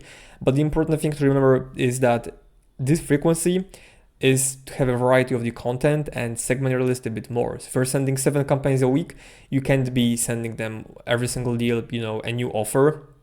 I mean, technically you could, but you would have a lot of unsubscribes and spam complaints.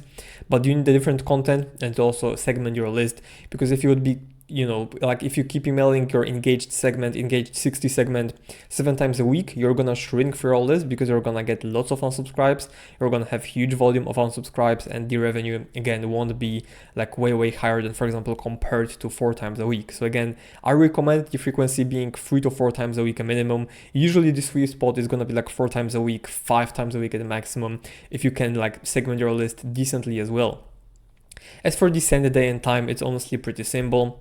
Send day is just go to your Shopify, identify top days by sales, and that's it. So let's say your top performing days by sales is gonna be Tuesday, Wednesday, Friday, Saturday. You're gonna be sending campaigns or these days.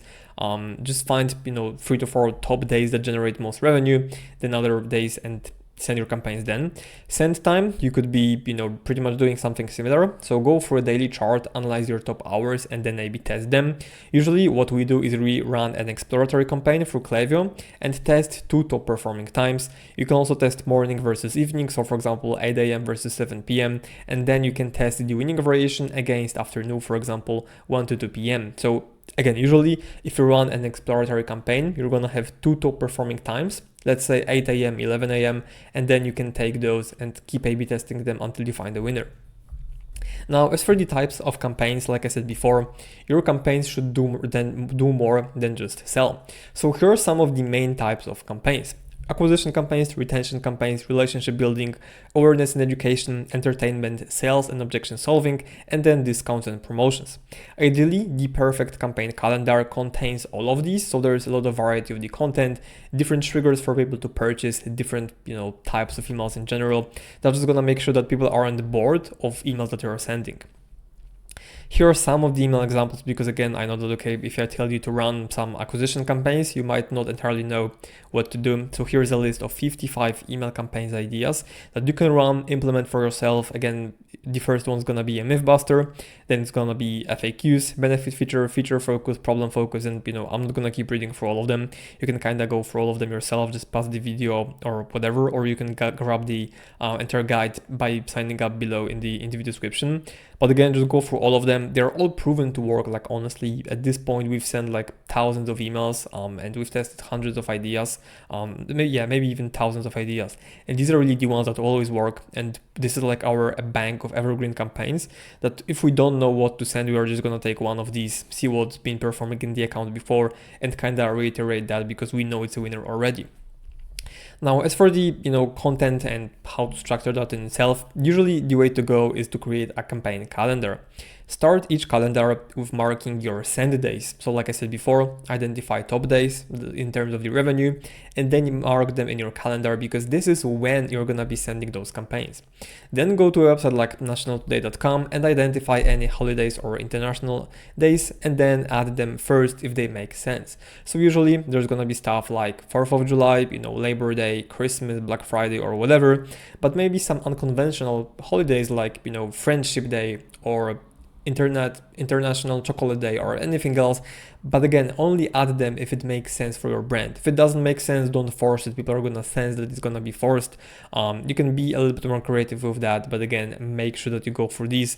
The best and simplest example is that if you're selling like a sleep supplement and there's gonna be like a World Sleep Day or National Sleep Day, this is when you can do a campaign around it. It's not gonna be forced because it's within the topic of the product you're selling, but it's always gonna do well. I mean, trust me, these international days or like national holidays, they perform like crazy. But again, the two criteria are that it can't be forced, and you kind of have to be a little bit, unique with that. It just has to make sense. It's as simple as that.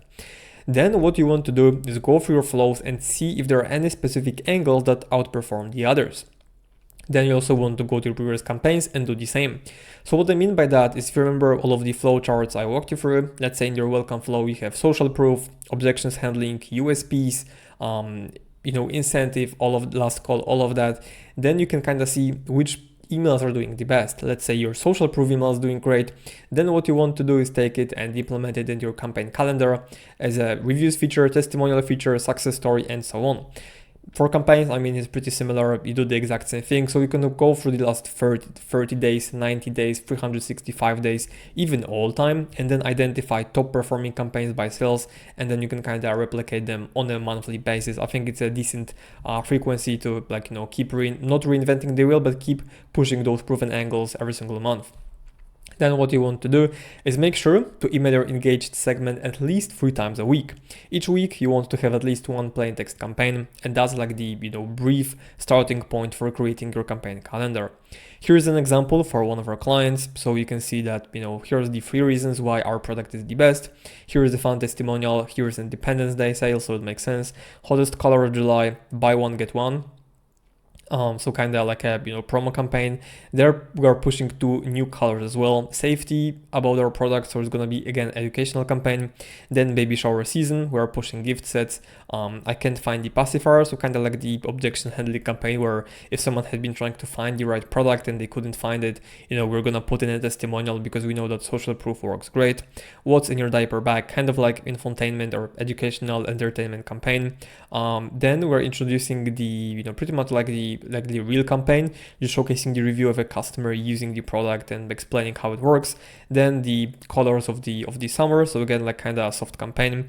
Another gift sets push, a little bit more salesy. And then National Parents Day, again niche in this case is gonna be mothers and parents in general, so this campaign makes lots of sense. Then it's gonna be like a brand awareness email, which is like frustrated moms, we see you, and we're gonna be talking about we help them. Social proof, another one. Again, you might notice that in this case we've got quite a lot of social proof, but that's because they work very, very well. And in this case, we're also gonna be mentioning an authority in the niche, like micro authority, which is gonna be great. And then how a pacifier can change your life. So we're gonna be showcasing a day in the life with our product. Again, super soft campaign, but works exceptionally well.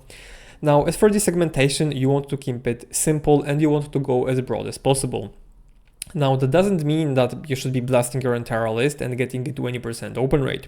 In the example, above, we're targeting mainly our engaged 365-day segment while mixing in buyers and non-buyers based on the angle. So if someone is a buyer, then usually they don't need much social proof because they've already, bought from us. But if they're a non-buyer, then yeah, they might want to, to get it. On the other hand, if we have any campaign that's gonna be like, like a softer one, or maybe promoting our new colors or best-selling colors, they can be sent mainly towards the buyers, but non-buyers fit in that criteria as well. But again, most of our campaigns in this specific case were sent to engaged 1-year segment, which is, something you should do only if your deliverability is good. Because yes, you might get a lower click-through rate than if you send to your engaged 60 or 90 segment, but with broader segments, you will get more net opens, more net clicks, and total revenue. And this is the perfect example because again, our click rates aren't at the highest. Like, back in the day, we had click rate of 1%, but net clicks would be way less. So we would have a click rate of like 1% or like 1.2%, but we would get 50 clicks, which is way less. Like in this case, we're getting 120 purchases, not even clicks. For clicks, we're getting 310, okay? So this is something you want to keep in mind, that again, if you want and can, because deliverability is good, you want to go as broad as possible, maximize the revenue, maximize net opens and clicks, and that's just gonna make you most money. Here's one of the examples, and I'm going to show you 5 different examples for same brand, so you can kind of see how the content can be different, because again, it doesn't have to be the same.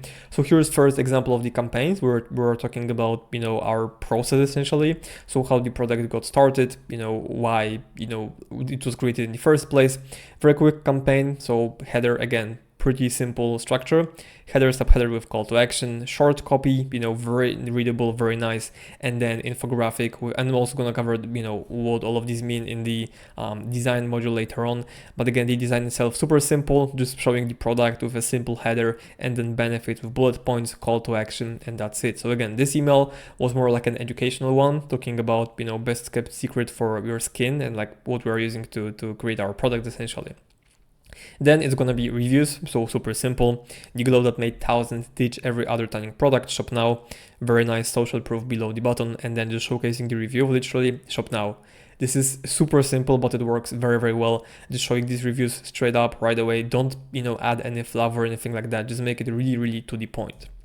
Then the third campaign, so this one is a little bit more like season problem related, because it's like summer season when we're sending this campaign. So we're talking about sun, salt water, sweat, and sunscreen takes its toll, but your fix is simple. Our product, introducing the product, showing why it's better, and so on. So be like a little bit more salesy campaign, but again, just mentioning the problem that like, hey, if your skin is looking dry, tired, or dull, this is your solution to this problem. So we're doing like a problem call out, pretty much like problem attention solution kind of thing. And again, these angles do work pretty well. Another one, which is gonna be doing like kind of like us versus them or alternative solution. So we're talking up or like mentioning the problem with the regular tanning oils that can be found in the drugstores, and then we're introducing our solution as the primary or better solution to the regular solutions. We're just literally calling out why we are better instead of doing a comparison table. We're kind of creating awareness around the regular solution or like most popular solution, and then we're introducing our solution again in a format of like having some bullet points with benefits. It looks very nicely, it's easy to read, and it converted quite well. Then email number 6 is going to be a straight up comparison. So this is going to be like a regular comparison table, just to kind of show you how you can do pretty much the same angle of like doing the call out problem, or like again, it can be problem attention solution kind of thing as well. But yeah, you can also do a product comparison this way, where you like call out the problem with the regular solution. So in this case, we were calling out drugstore tanning oils, and we were saying why they're bad, and we're introducing our product. But you can also do a similar comparison with ours versus them, where you just do the regular or like the most common thing, which is gonna be the comparison table. But again, the email itself is pretty simple with like just calling out the the differences and benefits of each solution, and then call to action. So that's really it. And now let me cover segmentation a bit more. But again, these examples were just to show you that if you have are doing emails for your brand, they don't need to all look the same or be the same. It's kind of how you can have different content, and they give you 5 different examples of campaigns you could send. You've got a whole bank of 55 ideas, so now you can go ahead and run them and implement for your brand. But now let me get a little bit more in depth into segmentation, even though I briefly covered that in the campaign segment of this course. But again, I want to dive a bit more in depth into segmentation specifically. So let's talk about the difference between lists and segments, because I know that it can also get a little bit more confusing for you. So it's just gonna be complete basics, but in general, lists are static and then contain all of the active profiles. They can grow when people subscribe or shrink when people unsubscribe. Segments, on the other hand, are dynamic and are a part of your list. They are defined by a set of conditions, and they will grow or shrink in real time based on customers' behavior. So let's say you have a regular list of everyone. people are gonna join by either subscribing or unsubscribing. But for your segment, let's say you have a segment of all of your customers, people are gonna be joining when they become a customer, okay? They're gonna usually be getting removed when they unsubscribe or mark your email as spam or get manually suppressed by you. But the main way they'll be joining, and I mean the only way they're gonna be joining, is if they become a customer. So again, you just set the conditions once, and your segment size is gonna be changing based on actions people are taking on the website or based on the actions they're taking with your emails. Here are some of the basics for a list, because this is going to be quite important. Again, segments are based on lists, so you need to get your lists settings right. There is one huge mistake that I see many e-commerce brands making, and it's using double opt-in. That leads to slower list growth and less engagement. All you need to do to switch to single opt-in and increase your list growth is going to be go to list and segments, select your list, settings, consent, single opt-in, and save. And that's really it. Now, let me cover the segmentation problem so you understand, the whole concept behind segmentation a little bit better, because there are two main mistakes that you should be avoiding when it comes to segmentation. The first one is going to be over-segmenting, and the other one is going to be under-segmenting. Over-segmenting is when you add too many conditions and create an extremely small and personalized segment. That's not a good thing, contrary to what you may think, because everyone tells you that you need to be doing super in-depth segments and lots of conditions. But if your list, for example, has 10,000 people and you create a segment that has only 32 subscribers, it's way too small and that won't bring in any sales. Like, probably your open rate and click rate would be amazing, but your net clicks, your net opens would be extremely low, which is just pointless. Under segmenting is the exact opposite. It's using one or two segments all the time that are exceedingly broad. And that creates a similar problem to blasting your whole list, because in general, customers are going to have poor experience, low deliverability, and a bad performance.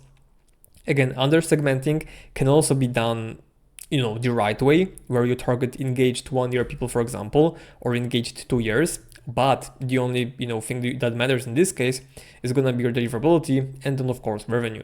Because if you target those broad segments but your revenue doesn't increase and your open rate goes down, then it doesn't make sense to keep doing that. You need to be creating those way more engaged segments. So now in general, why you can't just blast the list and why you should be using segments in general. First one is going to be personalized experience, where you can target them with the right content, messaging, and product recommendations. Again, in this case, the most important split is going to be between the buyers and non-buyers. Then what you can also do with segments is trigger automations. You can set up different flows with those segments as triggers for more optimized customer journey. For example, we used to do window shoppers flow, which is for anyone that is showing us high buying intent, but this is not in any of our abandonment flows. We're sending them this flow and it converts very well. Better deliverability, so you want to send emails to people who actually engage with them to boost your domain's reputation, health, and open rates. Lower Klaviyo bill, so essentially if you're using segments and then you remove people that are unengaged and you're targeting only those engaged people, then you will pay for profiles that you actually use and that actually open your emails. Right now you need to do it manually, so you need to clean your list by suppressing those unengaged people. But if you do it the right way, you're gonna be saving your Klaviyo bill, or saving on your Klaviyo bill quite a lot. We've got clients that are saving a few K after we came in per month, so that's a decent savings. And then more data as well, so you are just going to be gathering more information to make more sales, because what you can do is go to the audience breakdown and just see which segments are top performing ones. Now this is going to be super basics of segments growth 101, because with lists, the majority of the segments is going to be pretty simple. The more people in there, the better. When it's all-time buyers and your segment is growing, it means that you're getting more new customers, which is great. But with engaged segments, if they are growing, it means that there is more going on with your emails and store, and that's great as well. But with some segments, it's not the case. So for example, non-buyer segment is a great example, and I mean probably the only one. But if this segment is shrinking, it means that people are either unsubscribing or they are buying from you. If it keeps getting smaller and smaller, then you don't need to worry, because usually it means you're getting more buyers. Again, people can also unsubscribe and just be removed from the segment, but usually if your non-buyer segment is getting smaller and smaller, that means that those people are becoming customers and they are being added to the buyers segment. X time bars, so 1 time bars, 2 time bars, 3 time bars, and so on. If your 1 time bar segment is shrinking, once again, they're either unsubscribing or buying from you for the second time. And it doesn't have to be a bad thing. So this is just something to keep in mind, because it might be a little bit counterintuitive, but just make sure that, these segments, if they're getting smaller, it might be a good thing and not necessarily a bad thing. Because I know that if anyone says like, hey, our segment is getting smaller or our listing is getting smaller, this is like a regular thing where people are, and like brands in general are gonna start worrying, like, hey, if it's getting smaller, then that's probably a bad thing. But with these few examples, it's not always a bad thing. So just remember that when you're looking at segments growth, having those segments shrink is not always a bad thing, again, depending on the conditions themselves. Now let's talk about email engagement, because these segments will be critical to use when you're looking to prove deliverability, get higher open rates, click rate as well, but open rates are more important. All of them will be created based on the customer's engagement, for example, actions they've taken with your emails. So the most important email engagement segments are going to be email openers, so people who opened email in the last 30, 60, 90, 180 days, and so on. Email engaged profiles. Email clickers are going to be people who collect your email in the last 30, 60, 90 days. They're going to be highly engaged email profiles. New subscribers, so people who joined your list in the last 60 days or 30 days.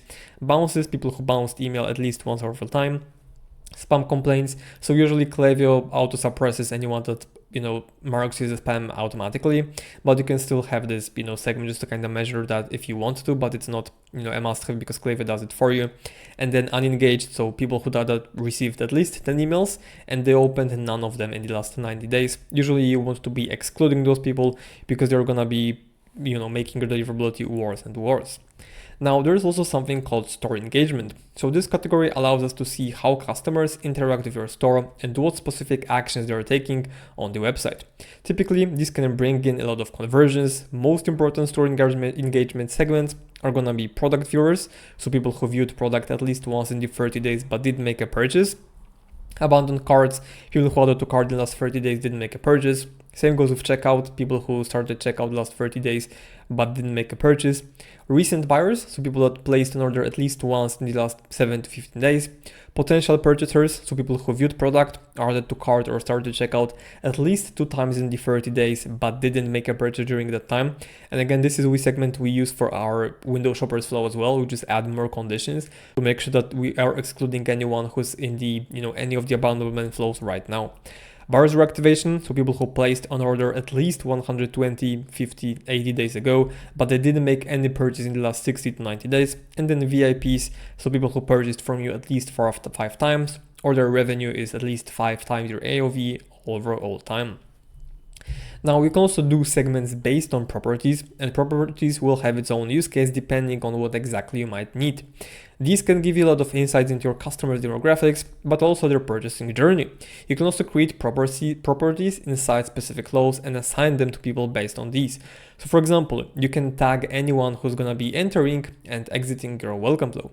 Some of the other examples would be people, segmenting your list based on the country, city, source, so where they came from, first page visited, if they're in the welcome flow or not, source as in the pop-up, so like which pop-up they submitted, and then zero party data. You can collect it for pop-ups or apps like Octane, and then again, you're just gonna have more information about your customers, the problems you're struggling with, and so on and so forth. Then you can also use something called predictive analytics, because AI has been booming in recent years and Klaviyo is also using it to improve segmentation. Back in the day, it didn't used to be that well, it didn't work exceptionally good. Right now it's honestly decent, so we can give it a shot. And you can also use these metrics to personalize the experience even more, but also bring in more sales. Keep in mind that these are going to be predictive analytics, so we don't know they're 100% correct for sure. And from my experience, you want to be using them for people who made more than one order, so at least 2, because then, Klaviyo just has more data rather than, just guessing if someone is going to buy or not. Examples are going to be predicted customer lifetime value, predicted number of orders, predicted gender, and so on and so on. Flow triggers, so there are some segments that you should be using to trigger your key flows. It's gonna be expected date of next order. Again, usually it's gonna be working best for people that bought at least 2 times from you. Unengaged segment, you want to be using that for auto-suppressing unengaged people. And then window shoppers, again, we're gonna be using potential purchasers segment for this flow. and all of them are gonna be making a decent sales because we've tried them out. And I mean, the separation one isn't gonna be making you lots of sales, but it's gonna save you lots of money on your Klaviyo bill, which is also a good thing. So here's a definition for the most basic segment, which is gonna be your engaged segment, and that's gonna be, X days opened, buyers and prospects, and I'm gonna explain what it means in just a second. So the use case is gonna be pretty simple. You're gonna be sending at least 2 to 3 times per week to this segment. This is the most popular one, and that's for a reason. You'll probably see a lot of different definitions for this one, and you're feel free to play, with all of these definitions a bit, but the base for this segment should be to target your email openers and clickers. I used to add checkouts and purchases as well, but then I've noticed that the open rate wasn't the greatest when I was doing that, and that was very nice because like back in the day, you could be doing that and getting away with it because you would be getting people who are email engaged but also are expressing high buying intent, so checkouts and purchasers from the last 60 days. But again, after a few changes in deliverability and how ESPs are reading that, I kind of pivoted into just making sure that I'm including only email openers and clickers. There are also 2 different definitions that you can use, based on the iOS 15 changes. I prefer to exclude the false opens to have more reliable data. What you want to do for these segments is start with 30 days and then keep expanding to your 60, 90, 120, 180, and even 365 days. Once your open rates and click rate are going to be looking good, I mean mainly open rates because click rate usually will go down once you keep expanding. Here's the definition for both. So again, right now, I like to be separating buyers from non-buyers, even if I'm sending the campaign to both, because this way I can go to audience analysis or breakdown and then see which segments made more revenue. So again, this is really nice for just reading the data and seeing, the actual metrics for both buyers and non-buyers. The content you can be sending to those segments is going to be pretty simple as well. So it can be restocks, giveaways, new arrivals, sales, deals, promotion, bundles, the brand updates, announcement, anything. Like really, for those people, you can be sending most of your content just because they are opening your emails and clicking them. So usually it means that they are enjoying them. So again, you can just go ahead and keep sending most of your email campaigns to this segment. Now we also have non-buyers, so anyone who can get emails from you but has never bought from you. Usually you want to target this segment at least once per week, and that's obviously on top of your current engaged segments. Non-buyers can quite often make like up to 50, even 60% of your entire email list, and converting them into buyers means that your customer acquisition cost drops because these people are already on your email list, so you're not paying anything to convert them. And if you convert more of them, obviously your side-wide customer acquisition cost will go down because you will have more customers without spending more money. Some of these will also fall under your regular engaged segments, so that'll be something to keep in mind. But if you start sending to this segment and you notice your open rates are quite low, let's say 30-40%, you can add an extra condition. So it would be place order zero times overall time, and then end opened email in the last 15, 30, 60, 90 days, which is pretty much gonna be our engaged segment for prospects, okay? So again, this is something you can do if your open rate is bad. If your open rate is good, on the other hand, you can be targeting all non-buyers with your non-buyers related campaigns, which would be stuff like FAQs, new arrivals, mythbusters, authority mention, listicle tutorials, resending the welcome code offer, other sales deals, promotions, bundles push, bestsellers push, reviews, testimonials, success stories, and a kind of social proof. Now we've got buyers, which is going to be, the opposite of non-buyers, and you also want to be targeting this segment at least once per week. These are all of the customers you acquired, so now it's the time to get them to buy from you over and over again. All the sales you make from this segment will be highly profitable because you're not spending a single cent to make it happen. Same goes for non-buyers, like if they're already in your list, you're not paying anything to acquire them. You can also get more granular and make segments of one-time buyers, two-time buyers, three-time buyers, and then see, how many, for example, one-time buyers order from you again and become two-time buyers and so on. So now for the content, what you can send to those people is gonna be upsells, restocks, cross-sells, new arrivals, bestsellers push, referral program, sales deals, promotions, product guides, how-tos, and when I'm covering all of these ideas, you'll probably notice that some of these campaigns overlap with non-buyers segment, and this is when you can just go ahead and send to all of your engaged people, because again, if the content is gonna be overlapping, then you can do it. If you want to be a bit more specific with the content you send, you just keep buyers and non-buyers separate, and that's also going to help you get more sales. Now we also have another segment which is gonna be potential purchasers. What we want to do is include this segment at least once time per week, but usually, honestly, I'm just including it quite more often depending on the deliverability. But everyone in this segment could be considered a window shopper, which are subscribers that are actively showing an interest in your product or brand.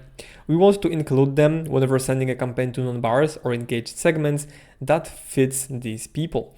I prefer to include it in the majority of our engaged campaigns since as these people are highly active, so usually the open rate and click rate is going to be decent, but then the revenue per recipient for this segment specifically is also going to be fairly high.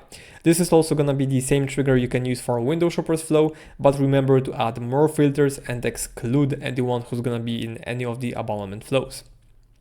One-time buyers, so already covered a little bit more, but you can use this segment to increase your retention and LTV. So just target anyone who placed an order from you just once and try to sell them more. It's as simple as that. You can do it by sending campaigns like new arrivals, so the new stuff they haven't seen, promoting bundles to increase the AOV and LTV as well, and the kind of complementary cross-sells, referral program, royalty program, and also review request.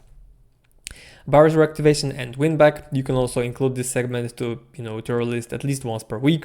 We use this segment to reactivate all buyers who are engaged with your store email quite recently. All these sales will be highly profitable, and again, they will boost your cash flow.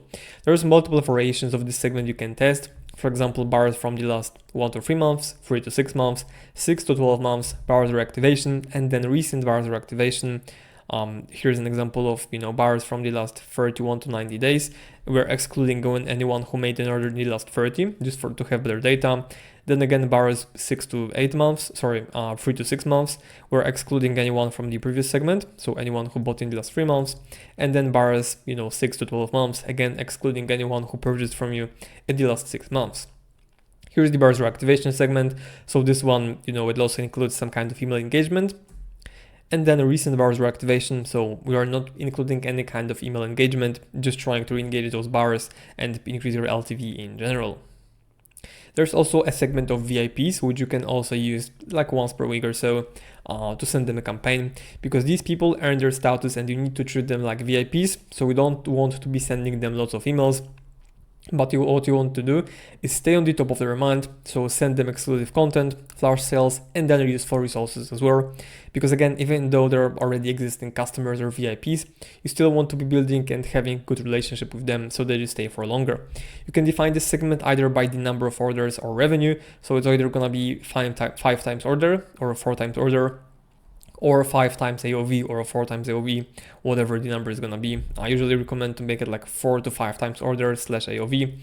I like to do both because even if someone placed one order but spent 5 times your AOV, they're still somewhat interested in what you're selling and they still somewhat like your brand. So this is the definition for this segment. Now let's talk about list cleansing segments, because like I mentioned before, if you have the right segment that you suppress, you can save lots and lots on your Klaviyo bill.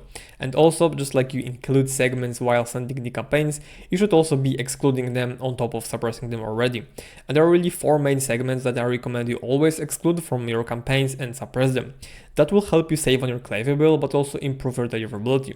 So these segments are gonna be exclusion list, 1 year no engagement, 1 year no email received, and then unengaged. But this is the one I recommend playing with if your deliverability is good. By playing with, I mean trying to re-engage these prospects. So what you can do is set up this segment and then take sample segment snapshot members, and then you try to engage those people by including them on top of your current engaged segment when sending the campaign. So here's the exclusion list, getting rid of anyone that dropped email, bounced email, or marked as spam. Again, in most cases, if someone marks you as spam, Klaviyo is gonna auto suppress them. Then 1 year no engagement, so someone that joined your list over a year ago but didn't open any of your emails, usually the chances of reconverting or re-engaging these people are gonna be super low. Same goes for 1 year no received emails. If they haven't gotten anything from you in the last year and you try sending them something, usually the deliverability is gonna be pretty bad. And then unengaged segment, again with this one you can play a bit with the times they open their email. So like the times they have received an email, or like how long ago they have opened any of your emails. So this is one way to play with that. The other way to play with that is, again, try to include sample segment members for these segments and try to see if engaging them makes sense. If it does, and your open rate for this segment is going to be decent, you can keep doing that and creating new snapshots of the segments every single time you send the campaign, pretty much. Alright, so now it's gonna be time to talk about copywriting, which is gonna be super important, because when you do the copywriting the right way, then your emails are gonna be converting so much better than if you just had some kind of bland copy, which again, I'm gonna explain what bland copy is and how to get better with copy in general. But first, let me cover the copy problem. So I just want to put it straight. Most copy that you see, other brands using, and especially in their emails, is usually bland and robotic. I mean, especially right now with AI being so popular, brands just go to ChatGPT or Claude and say like, hey, write me a campaign about whatever topic, or write a welcome flow for 10% off. Then they use this exact output that the ChatGPT gave them, or another copy and paste template. And the problem with that is that if everyone is doing it, then it's gonna be very hard for you to stand out. And I mean, yes, it is faster and easier to get things done this way, but it's not the best way to do them and not the most efficient way, because yeah, you can do it and you can use all of those templates and outputs that AI gives you, but the truth is that they won't be performing as well as they would normally if you just did it yourself or wrote it from scratch. Now, just to be completely honest and transparent, I also use AI for copywriting as well, but I use it mainly for research, audience analysis, and creating avatars, rather than having the whole copy just spit out and doing copy paste into Klaviyo and any of our emails. Here's a simple rule you can follow to make sure that your copy is going to be better in terms of resonating more with the audience, but also converting better, just because like if it's more going to be resonating more with them, it's ultimately going to convert better. So after auditing hundreds of accounts at this point, I just came up with a simple rule to see if the copy is specific enough. If your email copy can be used for another brand in a different niche, this is very important that it has to be used in a different niche, then it's way too generic. I mean, if you sell supplements and without changing your copy, it could be used for a brand in fitness, outdoors, baby niche, jewelry, electronics, or any other niche, then something is wrong. You need to be more specific. You can't be, using generic, hey, welcome to brand X, here's your 10% off. We're so glad to have you here, just use the code for 10% off. It's way too generic into what resonates with your audience at all, because that's exactly the same stuff they're seeing over and over again multiple times a day. So you have to stand out by having more specific copy. Here are some of the foundations that you need to follow if you want your copy to be better and more specific. So when writing your copy, you need to keep those two things in your mind. First one is your research, and second one is the visual hierarchy above, which I'm gonna just explain how it works and whatnot. Because you can't be writing an email like it's a plain text one when your goal is to make it a design-based email. These are two separate formats, and you can't be mixing them up, because that's gonna ultimately hurt your conversions. Because again, plain text emails are gonna be wrote in a completely different way than those design-based ones. And otherwise, if you do it, you'll just end up with long paragraphs that nobody wants to read, and it will hurt your conversions even more. Don't get me wrong, you can have long paragraphs, but if you do, you need to make some transitions, split it into a few sections to make it more readable, maybe add some kind of infographic, maybe comparison table, all of this stuff. That's why, keeping the format of the campaign when writing the copy is going to be so important. As for the research, this is really the most important element of copywriting. The number one thing that makes your emails or content in general perform better or convert better is gonna be relevancy. If you write an email using language that your customers would use, talking about their problems and making them feel understood, they will relate. It's as simple as that. And then when they relate and you present your product as a solution, the reaction is just gonna be simple, like, yep, that's exactly me, as a, they're gonna self-identify with what you're saying, and I definitely need this product or solution in this case.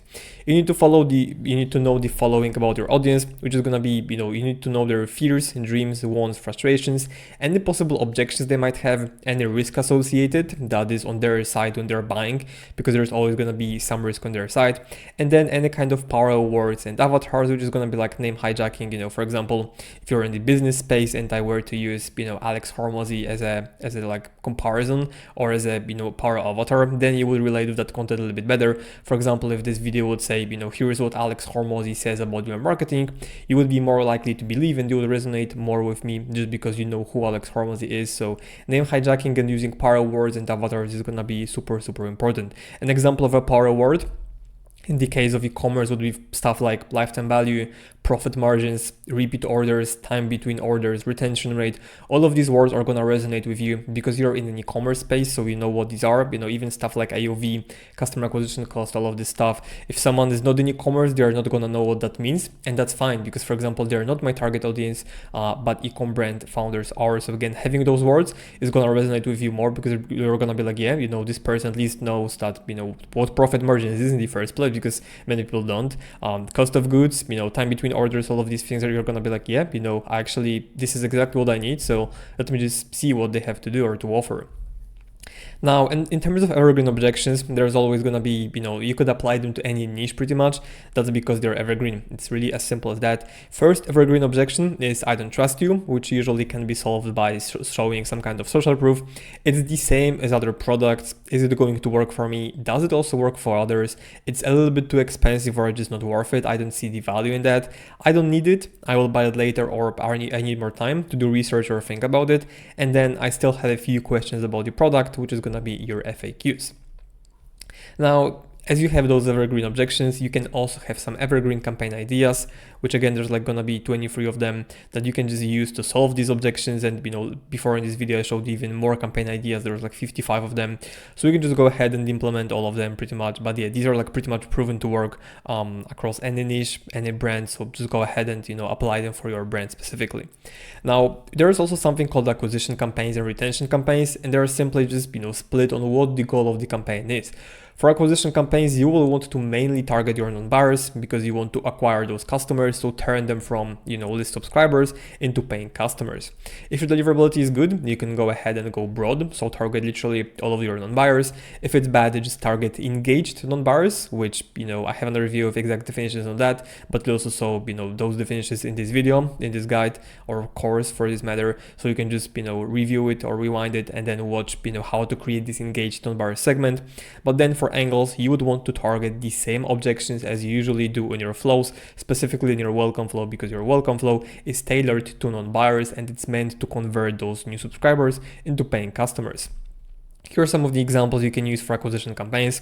So stuff like Mythbuster, which is, common, knowledge, which is pretty much conventional wisdom, you're kind of busting it. Advertorial style, so just like you have advertorials for a landing page, that's the same for email. Same goes for listicle, top 3 reasons why people go crazy over the sleep supplement in 2025. Social proof, any kind of success stories, reviews, testimonials. Guarantees plus resending your welcome code. FAQs answered, so you can either answer like 3 of them, because answering more is going to make the email too long, or just target like one FAQ and answer it a little bit more in depth. USPs, you versus others, so comparison table, why you shouldn't buy X. This is kind of like a reverse psychology where like you're like, hey, if you're struggling with insomnia and you don't want to solve this, you still want to have some sleep issues, then of course like don't buy our product, just keep doing whatever you're doing because clearly it's not working, right? Like again, reverse psychology, but it works pretty well. Any kind of sales or promotions, and then featuring bestsellers. I mean, they're bestsellers for a reason, so just keep pushing them because we know that people are buying it and it's backed by data. Then, like I said before, you also have the other side of the equation, which is going to be retention campaigns. And the goal is simple with these is just to make your customers buy from you again or refer someone, to you as a new customer. Just like with acquisition campaigns, you could use these angles from your flows, or you can try to use the angles below. Stuff like referral program promo, which is like a digital word of mouth, loyalty program promo, and a relevant complementary cross-sell, promoting subscription for people who bought your product as a one-time thing, pushing new arrivals because that always does well, side-wide sales deals similarly to non-buyers, busting myths, still important, just to kind of keep educating people on why they bought from you in the first place. Advertorials, listicles, USP, still gonna be super important, comparing you to competitors, because if someone already knows your solution work, they might start looking for a separate solution or for a cheaper one or better or whatever. So we need to keep reminding them why they bought from you in the first place. And then lastly, bundles push. This is another great campaign, really helpful in increasing LTV, AOV, because usually buyers already bought from you. I mean, that's what they're buyers, and they're gonna be more likely to spend more with you and buy a bundle from you versus if someone is a new customer and then for example spending 3 times your AOV on a bundle would be a little bit less likely. Now, another important thing when writing your emails is to focus on just one thing. This is another simple rule that most brands just get wrong. They will write about 3 entirely different topics and have different CTAs leading to the product page, another product page, blog articles, social media, and SMS list opt-in pages. All it does is it confuses people and it makes them not click anything, because if you're giving them 10 different options to click, they kind of don't know what to do. They don't know if they want to learn more about the product. They don't know if they want to read your FAQs. Maybe they want to follow your social media. Maybe they want to watch a reel. Maybe they want to see your blog article. There's just too much friction for them. And what they end up doing is nothing. If they're confused, they're going to click away, close the email, and just scroll to another one. So that's why when writing your copy, you need to remember about focus on just one thing. One goal, one takeaway, one premise, one action per email. Don't try to accomplish multiple different things in one email. If you want to collect reviews and also sell a new bundle, then you can't do all of that in one email. You have to have separate emails promoting just one specific goal. Clarity and readability will always win, so keep that in mind while working on your copy. Again, just focus on one goal, one takeaway, one premise, one action, and usually you should be doing it from the campaign calendar planning level, which again I showed you in this course as well, where you first plan what kind of the goal is, what is the angle behind the campaign, and then you work towards achieving this one specific goal or takeaway. Now, here's some, subject line principles that you need to follow, because it's always going to be important to have them done in the right way. One more thing is that usually people think that subject lines are only meant to get an open, but what they can also do if done the right way is just pre-frame customers into, having a different kind of mindset when opening the email. Because if you use a question that piques their interest, they're going to open an email just actually interested in what you have to say, rather than if you have a subject line promoting an offer like 10% off, they're going to be like, okay, 10% off, maybe I'm going to try and buy it out. So that's why you need to keep this in mind when writing your subject lines. But in general, the main idea obviously behind subject line is to sell the open and then a little bit pre-frame the customer. Preview text kinda acts as a support for the subject line. Usually it's something short and snappy, and it should be something short and snappy. People don't like reading super long preview text or whatever. And again, here are some of the principles. So the number one is focus on just one goal. Usually getting an open, pre-framing will be like a secondary goal that you might also achieve, but it doesn't have to be your primary focus. Usually it should be something that piques curiosity, gives enough context for people to know what the email is about, but also makes them want to read more. Okay, so kinda, native ad or great example where you're having really interesting headlines and images usually as well that get you to click more and read the article, and once they hook you in, you're more likely to read all of that and kind of learn more about the problem or about the topic behind this advertorial or whatever it is, like an article. Keep them short. Usually try to keep them below 50 characters. That's mainly because, if they're like on mobile device, anything above 50 characters will get cut off. So if you don't create your subject lines with this principle in mind, then you're gonna create too long of subject lines. People are not gonna understand them. They're gonna be, just kind of lacking context and be irrelevant. Then you also don't want to be clickbaity. And I know it's a little bit contrary to the, second principle of using something that piques curiosity. But if you're clickbaity and, like with YouTube, if you're clickbaity, someone clicks on the video, they, bounce back and don't watch it, your watch time will go down and ultimately YouTube won't be promoting your videos as much. Similarly with emails, like if you're clickbaity, people will either unsubscribe or mark you as a spam just because they got annoyed. So don't be clickbaity, it's just gonna make your deliverability a whole lot worse. Then you also want to test which approach resonates best with your audience. What kind of subject lines? Is it gonna be questions? Is it gonna be strong statements? Is it gonna be reviews? Anything like that? You need to test it and just see what works better. And later in this course, I'm also gonna show you the actual A/B test you can run for your subject lines. What you also want to do from time to time is play with the sender's name a little bit. So for example, instead of being just like, Nike as the brand, you can make it like, Joe from Nike, or just name like, for example, Joe. And then, it could also be something related to your problem your product solves. Like for example, your dream weight, right? Don't overdo it. You kind of can play with this. Usually name from brand or just name is going to be fine when writing plain text emails, usually, ideally from the founder. the idea or like trick with using, something related to your problem, I wouldn't really overdo it, because those, inbox providers can look at it in the wrong way. So, don't overdo it, but from time to time, you can try and see if that's gonna help in terms of getting opens or even purchases. And then you also want to remember, which is what I said before, that your subject line can pre-frame your subscriber before they open an email, and they're going to be opening that with a completely different mindset. There's also one more pro tip for you, which is this website that you can use to test your subject lines on mobile devices. You can kind of just go ahead and, you're going to pretty much be able to change the devices and see the preview of the subject line. So for example, let's say sender's name is Joe from Nike, subject line is new shoes just dropped, limited quantity, and for example preview text, and they are 10% off, something like that. Very short and snappy, again below 50 characters, super short subject line as well, preview text as well. You can kind of see that on all of these devices they're looking pretty good, but now let's make it a little bit longer, and I'm going to show you actually why you need to usually keep it below 50 characters. So new summer drop has just landed, browse our newest shoes, right? And then you can kind of see that, for example, on Samsung or like Android devices, it would get cut off, but same goes for the iPhones and iOS, it would get cut off. So in this case, even that the subject line is longer, because obviously like on desktop they're gonna see the whole subject line because just have more screen space. But even in this case, new summer drop has just landed, it's still gonna be very nice, because this is enough for people to get the context what the email is about. So they don't need to see the entire pretty much subject line. They already know like, okay, new summer drop has just landed, and they kind of don't care what is about, like what is the next part that got cut off, because they already see the full context behind the email. So that's why, again, this tool is great for you to test your subject lines to see if like, okay, if people see subject line being cut off, does this create enough context for them to open and to know what the email is about? And I mean, if someone knows that it's an email from Nike and the new summer drop has just landed, they know what to expect. They know there's going to be some new products, so they're just going to go ahead and click it anyways, because they don't really know what these products are. Maybe it's going to be hoodie, maybe t-shirt, maybe shoes or whatever. That's why, again, it would be still a decent subject line, even though it would be above 50 characters. But again, you just need to go ahead and test them and see how it works.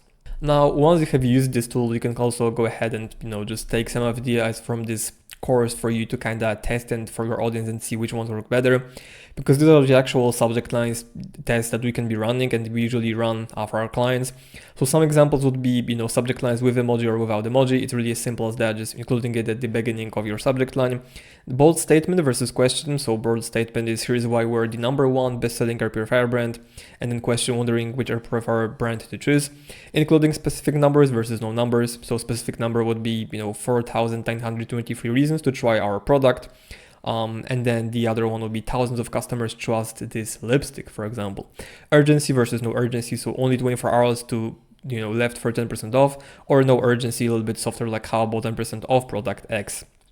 Offer in the subject line versus offer in the preview text. This is a great test for your welcome flow, where you can have subject line of welcome to brand and the preview text being 10% of your current site, or you can kind of flip them and then use the subject line, preview text as the subject line, being like 10% of your current site, and then preview text would be welcome to Tesla. Another thing would be with name or without name. So currently trying if personalization would do anything. For example, George, you left something or your cart awaits. And then sender's name, brand's name versus name from brand. So Amazon versus Jeff from Amazon. I mean, I would be very, happy to receive an email from Jeff from Amazon. So that's why you can be trying out this format and just seeing what sticks better. Now let's talk about the visual hierarchy for a little bit, because again, this is gonna be super important when writing your email from scratch. You can be just like putting the text right into Google Doc without any formatting, because then first of all, it's not gonna flow well with the design-based email, and then secondly, if you have a designer, it's gonna be way harder for them to actually design the email, because they won't know which is which, and ideally you want to know what is header, what is your subheader, call to action, and whatnot. But first and foremost, the most important space in your entire email is gonna be above default section. Above default is pretty much the space you have once you open the email without having to scroll down further. So if you open an email, everything you see without scrolling down is above default. And usually what you want to include in your above default section is gonna be headline, subheading, and then call to action. Headline should include the main idea, angle, or claim behind the email. Subheading should be supporting this main idea, angle, claim, or whatever you used. And then CTA should be should be working along the header and subheader in a way that it's enough for people to understand what the email is about, and CTA should lead them to the product page, landing page, homepage, or whatever you're trying to achieve in that email. So again, kind of to reiterate, what you want to do is have headline, subheading, and CTA. All of these elements above default work in a way that if someone opens the email without scrolling and they read all of these three elements, it's enough for them to know if they want to click to read further, or to shop the product, or if they just want to keep scrolling the email and reading more. All these three elements should be included above default ideally, so readers can get a rough idea what the email is about and usually know enough to be interested in, clicking your call to action. As for the headline copy, like I said before, it should be the main idea behind the email. Some headline examples could be, just showing social proof. So like 30,000 moms choose this pacifier, with specifying that this specific one. Strong statement could be your snoring will destroy your marriage. Problem call out, tired of waking up at 3 a.m. with mind racing and heart pounding. Challenge conventional wisdom, so you've been lied to about drugstore tanning oils, and then your subheader can support the main claim. Not usually, but sometimes the headline alone is enough. So even for the, using the social proof example, it could be 40,000 moms choose this pacifier, and then button could be, shop top selling pacifier or a shop trusted pacifier, stuff like that. But you could also be heading, sub-headlines or subheadings. So for this social proof example, it will be, it's 5-star rated for a reason. Strong statement, stop snoring and more breathing with mouth tape that saved hundreds of marriages. Problem call out, you're not alone. So kind of, moving along with this headline. And then challenging conventional wisdom. If you have a header being, you've been lied to about drugstore tanning oils, your subheader could be go natural and stop putting harming chemicals on your body. All of these would be, very nice. Like if someone read any of these headlines and then subheadings, and we would have a call to action, it would be enough for them to understand the idea behind the email or what we're trying to promote. The proven framework that you can use for pretty much any of the emails, and it's always gonna do well, especially if you're struggling with writing your emails and above default sections, is gonna be PAS, which is gonna be, something that you've probably seen dozens of times as well because it's super popular. But this framework again is just kind of taking someone from the problem, then agitation, and then solution. It works exceptionally well for products that solve an important pain point, like supplements. It's niches that I'm gonna talk about. It's gonna be niches or verticals like supplements, skincare, health and wellness, and so on and so forth. But again, this formula is just proven to work across any industry, and I'm gonna give you some examples so you can easily understand. And this is mainly gonna be for the body copy. You can also use them for the header, subheaders, and call to action, but usually for the you can also use it like problem agitation can be header subheader, and then solution can be body copy, but usually this framework is going to be better when implemented as a body copy. So the problem call out would be if you're waking up at 2 or 3 a.m. every night, heart racing, mind spiraling, and staring at the ceiling, you're not alone. Agitation would be most people try melatonin, magnesium mediation apps, or even prescriptions, but nothing sticks because none of these fix the real problem. They don't lower the cortisol. So at this point, people are already interested in what you're saying, they are seeing the problem you're calling out. They have most likely tried any of these solutions that also didn't work for them, and they were giving them a reason why they didn't work, like they don't lower the cortisol. So then the solution, this is where Corti Help is different. Our formula is designed to do one thing incredibly well: calm your nervous system and lower stress hormones so your body can sleep through the night naturally. Great framework, great body copy, short, to the point, snappy. This is why I love this framework, and again, you can implement it across different niches. Another example would be tan fading fast. It's not you, it's what you're using.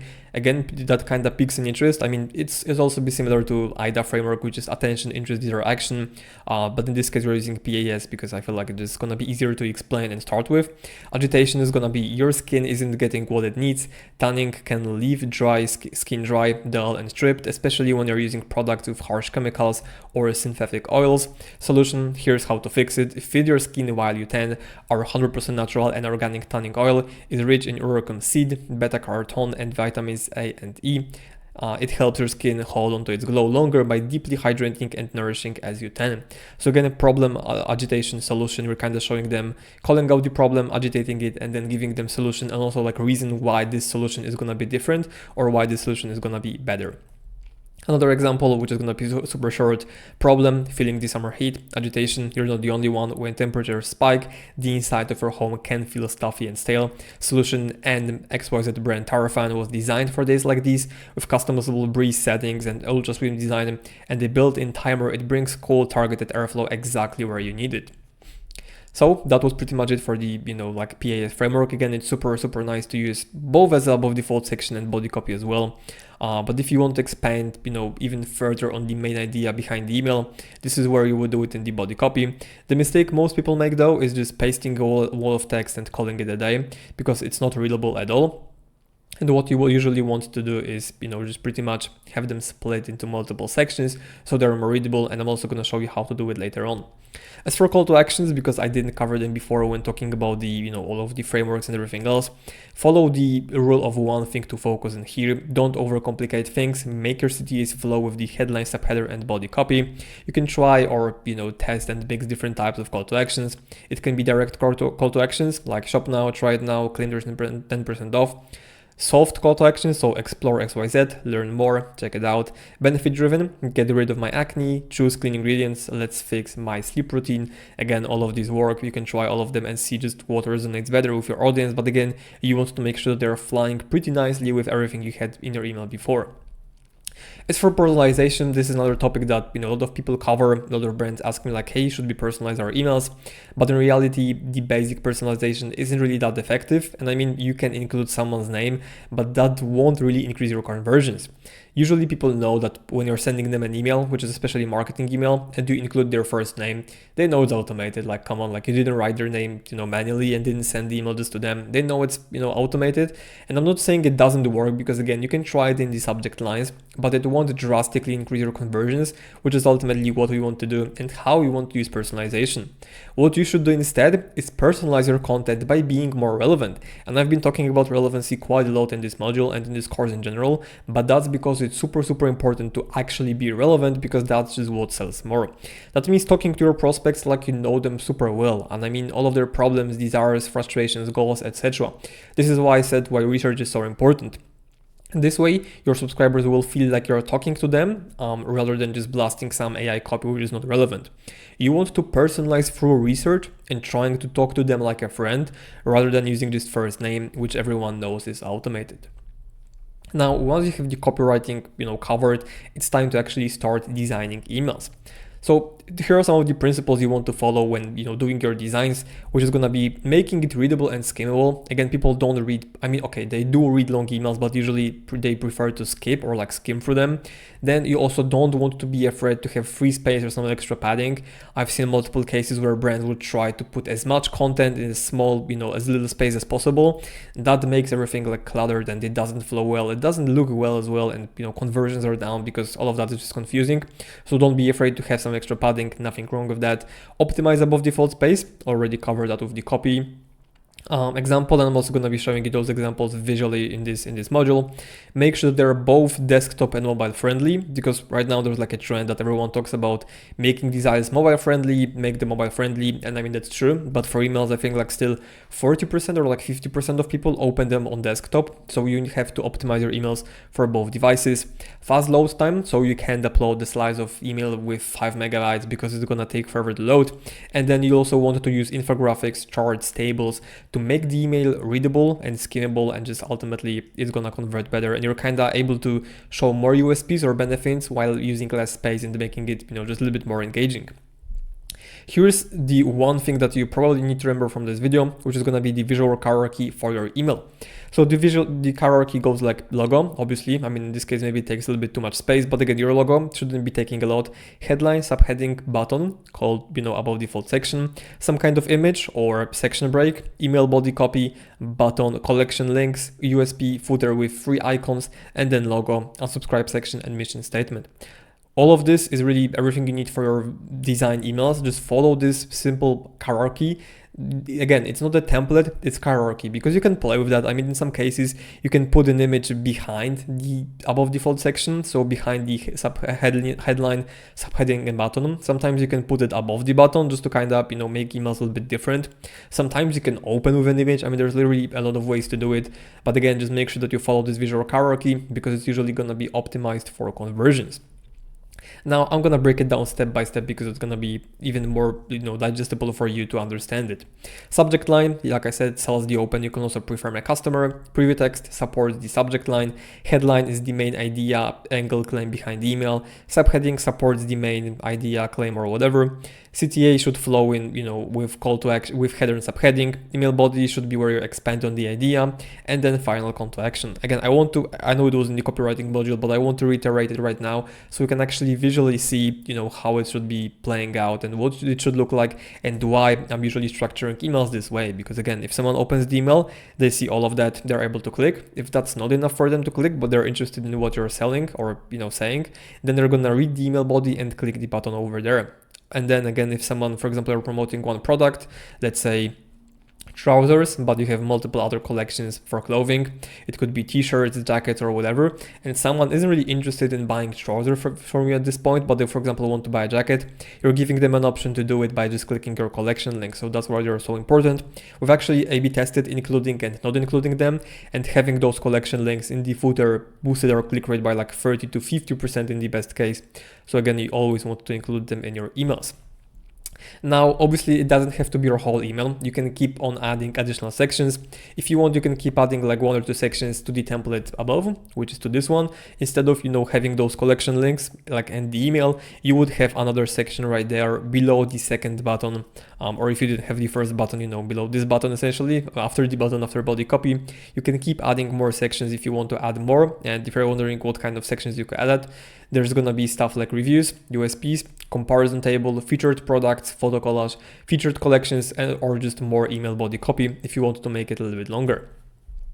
Here's example number 1. So again, logo, header with subheading, call to action, image, copy, call to action, as simple as that. Okay, it's really that simple.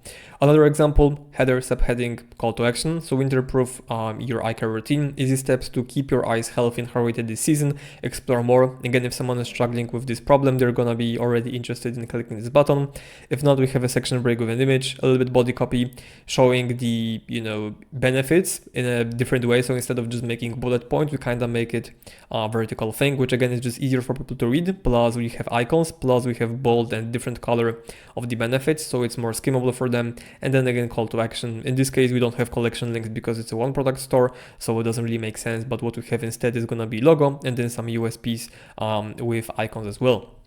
Example number 3, every baby deserves a pacifier that soothes and supports healthy development. That's why we recreated the Nini pacifier. Shop the Nini pacifier now. I mean, if you're a mother and you want your baby to have, a pacifier that soothes and supports healthy development, that's gonna be enough for you to make the click. We have a section break with an image. Then we have again one like a subheading number 2, I would say. A little bit copy, simple call to action, collection links, USP, icons in the footer, and then logo, and that's really it. Another example for infographic, which is again something you want to add to your emails just to make them more readable.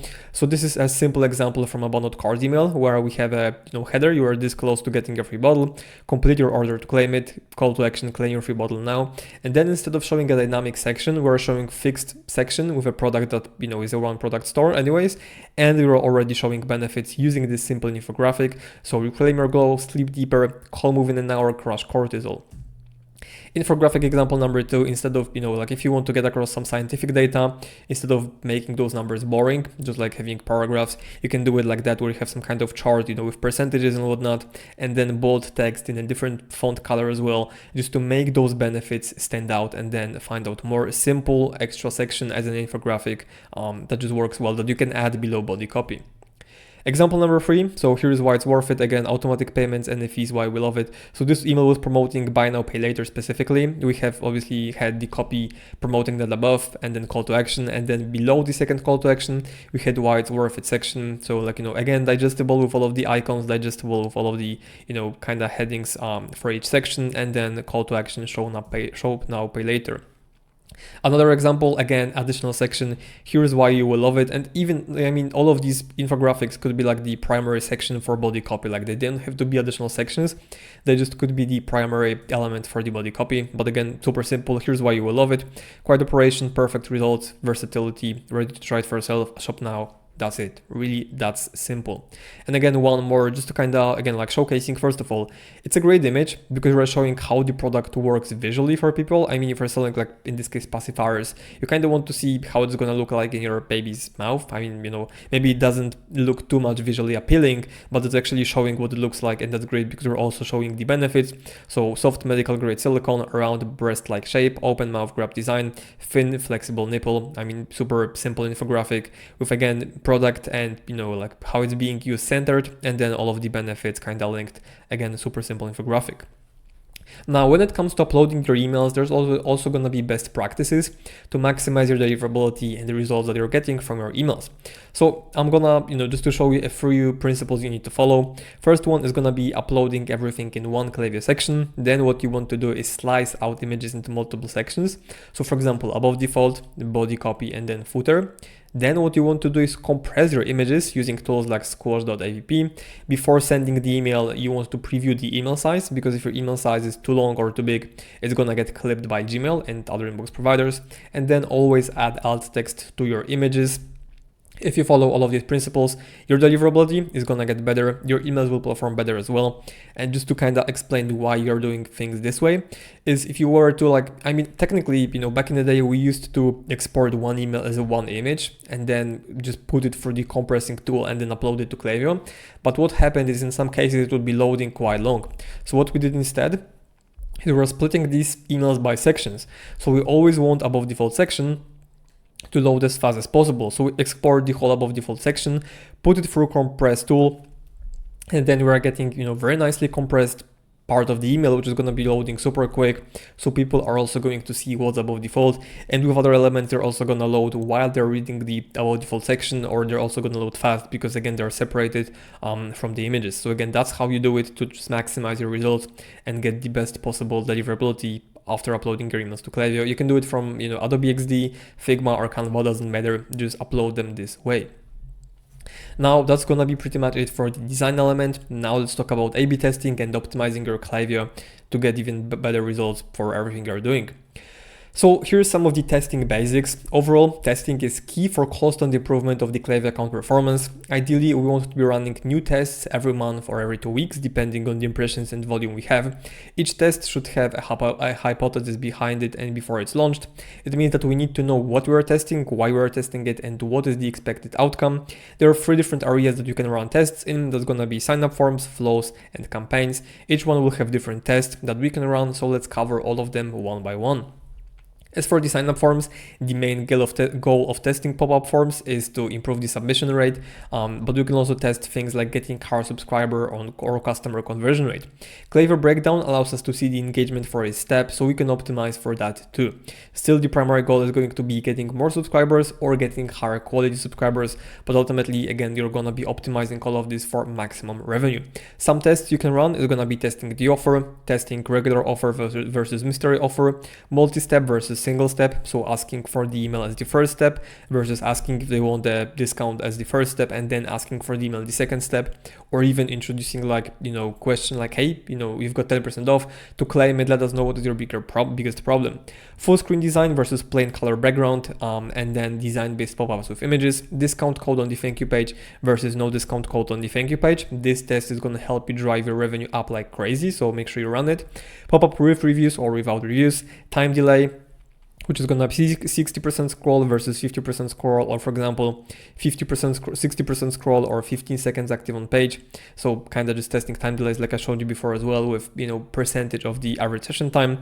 And these tests are usually ranked from the most to the, you know, least ROI ones. So usually the highest ROI you're going to get out of any A/B test is going to be testing your offer. Now, for the length of these tests, usually, you don't want to run it for 1 day and that's it. Otherwise, the results are going to be random, and there is no place for randomness when it comes to testing your e-com brand's performance. I would suggest having at least 3,000 to 5,000 impressions per variation, or let it run for at least 15 to 30 days. If your brand gets 3,000 to 5,000 impressions per day and you just let it run for 15 days, that's completely fine. Right, so again, if you're getting 5k impressions per day and you would run it for 1 day, that's not enough, because again, there still can be some kind of randomness. So then again, if you're getting a lot of impressions daily, run it for at least 15 days and then make a decision based on the data. As for the flows, goal with both of them, so flows and campaigns, is simple: make more sales.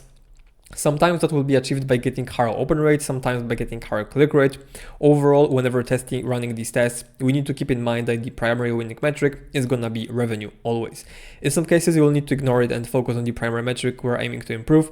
For example, when you're testing open rates, they could have an impact on the, sales. If you kind of are trying to, on purpose pre-frame customers, or do they just get the higher, open and have a clickbait as the subject line? You need to keep all of that in mind while running your test. You could have pre-framed the customer by using a specific subject line, like 10% off, versus using something clickbaity like, which is going to be your question answered. And then again, it's usually super clickbaity because people think someone replies to them. But again, that's why you need to keep this in mind while running your test. And because in the latter example, revenue uplift would most likely come from having higher open rate rather than having pre-framed customer to sell them something. As for the examples for the, flows that you can run, this is going to be usually highly specific, but in 95% of the cases, revenue is going to be the most important metric, and that's what you're going to be optimizing for. So for the subject lines, already covered them in the copywriting module, so we can kind of go ahead and run them once again. But again, super simple, just A/B testing subject lines pretty much, and again, they can impact on your revenue as well. But then there are some other tests. So time delay, short versus long time delays, for example, 12 hours versus 1 to 2 days between each email. Then the formats, so plain text versus design-based, copy, short versus long, branded versus direct response, angles, number 1, 2, 3, 4, and 5. Design, so simple designs versus fancy designs, with collection links in the footer versus without collection links in the footer, current flow email versus top performing campaign promoting the same product. This is a very simple test that you can run. CTAs, like I said before as well. So direct CTAs like buy now, shop now versus benefit driven. So try a proven skincare solution. Shop now versus shop the #1 US collagen brand. Regular button color versus flashy off-brand button color. I know you're probably gonna laugh off at this test, but we had a client where we actually did a branded color versus like flashy red, and flashy red actually made like 50% more conversions in this specific example. So it is also a valid test. You just need to have hypothesis as to why you are running it in the first place. Then order of the emails, so review emails as number 4 versus number 2, guarantee emails as number 2 versus number 4, and so on and so forth. Landing page, so collection page versus product page, home page versus product page, your current product page versus landing page, advertorial, listicle, anything custom that you have. Now for the flows, the order of testing, and like in general, the rule of thumb is to have 3,000 to 5,000 recipients per variation, or run it for at least 2 weeks. If it takes you more than 2 weeks to get this number of recipients, then just finish the test faster, ideally after 2 to 4 weeks. If you're not having lots of volume, I would even suggest 4 weeks as a safe moment to make the decision as to which variation should be running live. You should always analyze your flows and find the lowest hanging fruit to select what type of test you want to run. I usually suggest starting with the time delays because you need to run this test once, and then the order of the emails, subject lines, and then the rest as you need or feel need to test, because again, every single account is different. You run tests in different order. Usually, like I said before, we start with time delays, then order of the emails, subject lines, and then we just kind of analyze the data and see what is the lowest hanging fruit. One important thing is that the first email in each flow will always have the highest impact. So if you're kind of having limited resources as to what you can test, start with emails number 1 in your welcome flow, abandoned cart checkout, browse abandonment, because they are gonna have the most impact and they're usually responsible for the most revenue. So start testing with these. Now, as for campaigns, it's going to be quite similar to A/B testing your flows. but with campaigns we usually like to have a mix of variations. All floor emails are kind of static in a way that the same sequence of 4 to 6 emails is being sent to subscribers, whereas with the campaigns there is a new content each week and every single month. That's why usually running tests like short copy, long copy, plain text versus design based does not make much sense, as you should be having all of these sent on a monthly basis. And I'm not saying it because I think this way, it's actually something we've done for multiple brands. They would insist on testing long copy, short copy, plain text, design based, and ultimately the cumulative results weren't that much different, so there wasn't a clear winner, and we always end up doing both. So both plain text and design based emails, both short copy and long copy. That's why I say, for flows it makes sense. For campaigns, not really, because you want to have a mix of all of them. There are still tests that you can obviously run and they're worth running, and these tests are gonna be stuff like send time and send date, email angles, landing pages, showing price versus not showing it, dynamic product sections versus static, subject lines, buttons, footer with collection links versus without them, including welcome offer versus for non-buyers versus not including it. Now, if you're wondering how to test, Klaviyo allows you to test, send the test as a part of your audience first, and then send the winning variation to the rest. I personally prefer to send them as a 50-50 split, so I have more data, but you can also send them at the best, send time, instead of collecting data for, you would be collecting data for 2 to 3 hours, and then you would be sending the winning variation after that time. So let's say if you're running a sample test for 20% of the audience, and you have an audience of 10,000 people, you're gonna send the A/B test to 2,000 people, and the remaining 8,000 are gonna get only the winning variation. Usually you want to do it after 2 to 3 hours, but again, I prefer running 50-50 split. Another reason behind why is that 2 to 3 hours is usually not enough. So some people might take longer to convert, might open an email multiple times before clicking, and so on and so forth. Usually, if you analyze your subscribers' behavior, they act in a really strange way. They are gonna open email 5 times, click an email, leave the website, go back to email after 2 days, and then make a purchase. So that's why I believe 2 to 3 hours is not enough. For your send time, I suggest doing exploratory send time 2-3 times, and then test the rest as you see fit or need an improvement for your campaigns. So look, the information in this free course genuinely has the power to completely change the growth of your business for the better. So I hope that you went through all of this, you got to the end with a bunch of notes, and now you got some free value out of it. At this point, you really have 2 options. First one is just trying to implement all of this yourself, spending the time, money, and headache of figuring all of this out step by step, or you can get help from an expert that's built multiple 7-figure email marketing campaigns and strategies hundreds of times with our proven BCM system, and has solved all of the problems you will inevitably face, so we can just get this right the first time. If you're not already generating 20 to 30 to 40% of your revenue from email, then you 100% need help. That's why I want you to click the first link in the description down below to book a free strategy session with me. This is for you if you want to avoid doing all of this yourself and want a team of experts building your entire email backend for you. So if that's you, click the link below, book your free strategy session, and I'll speak to you soon.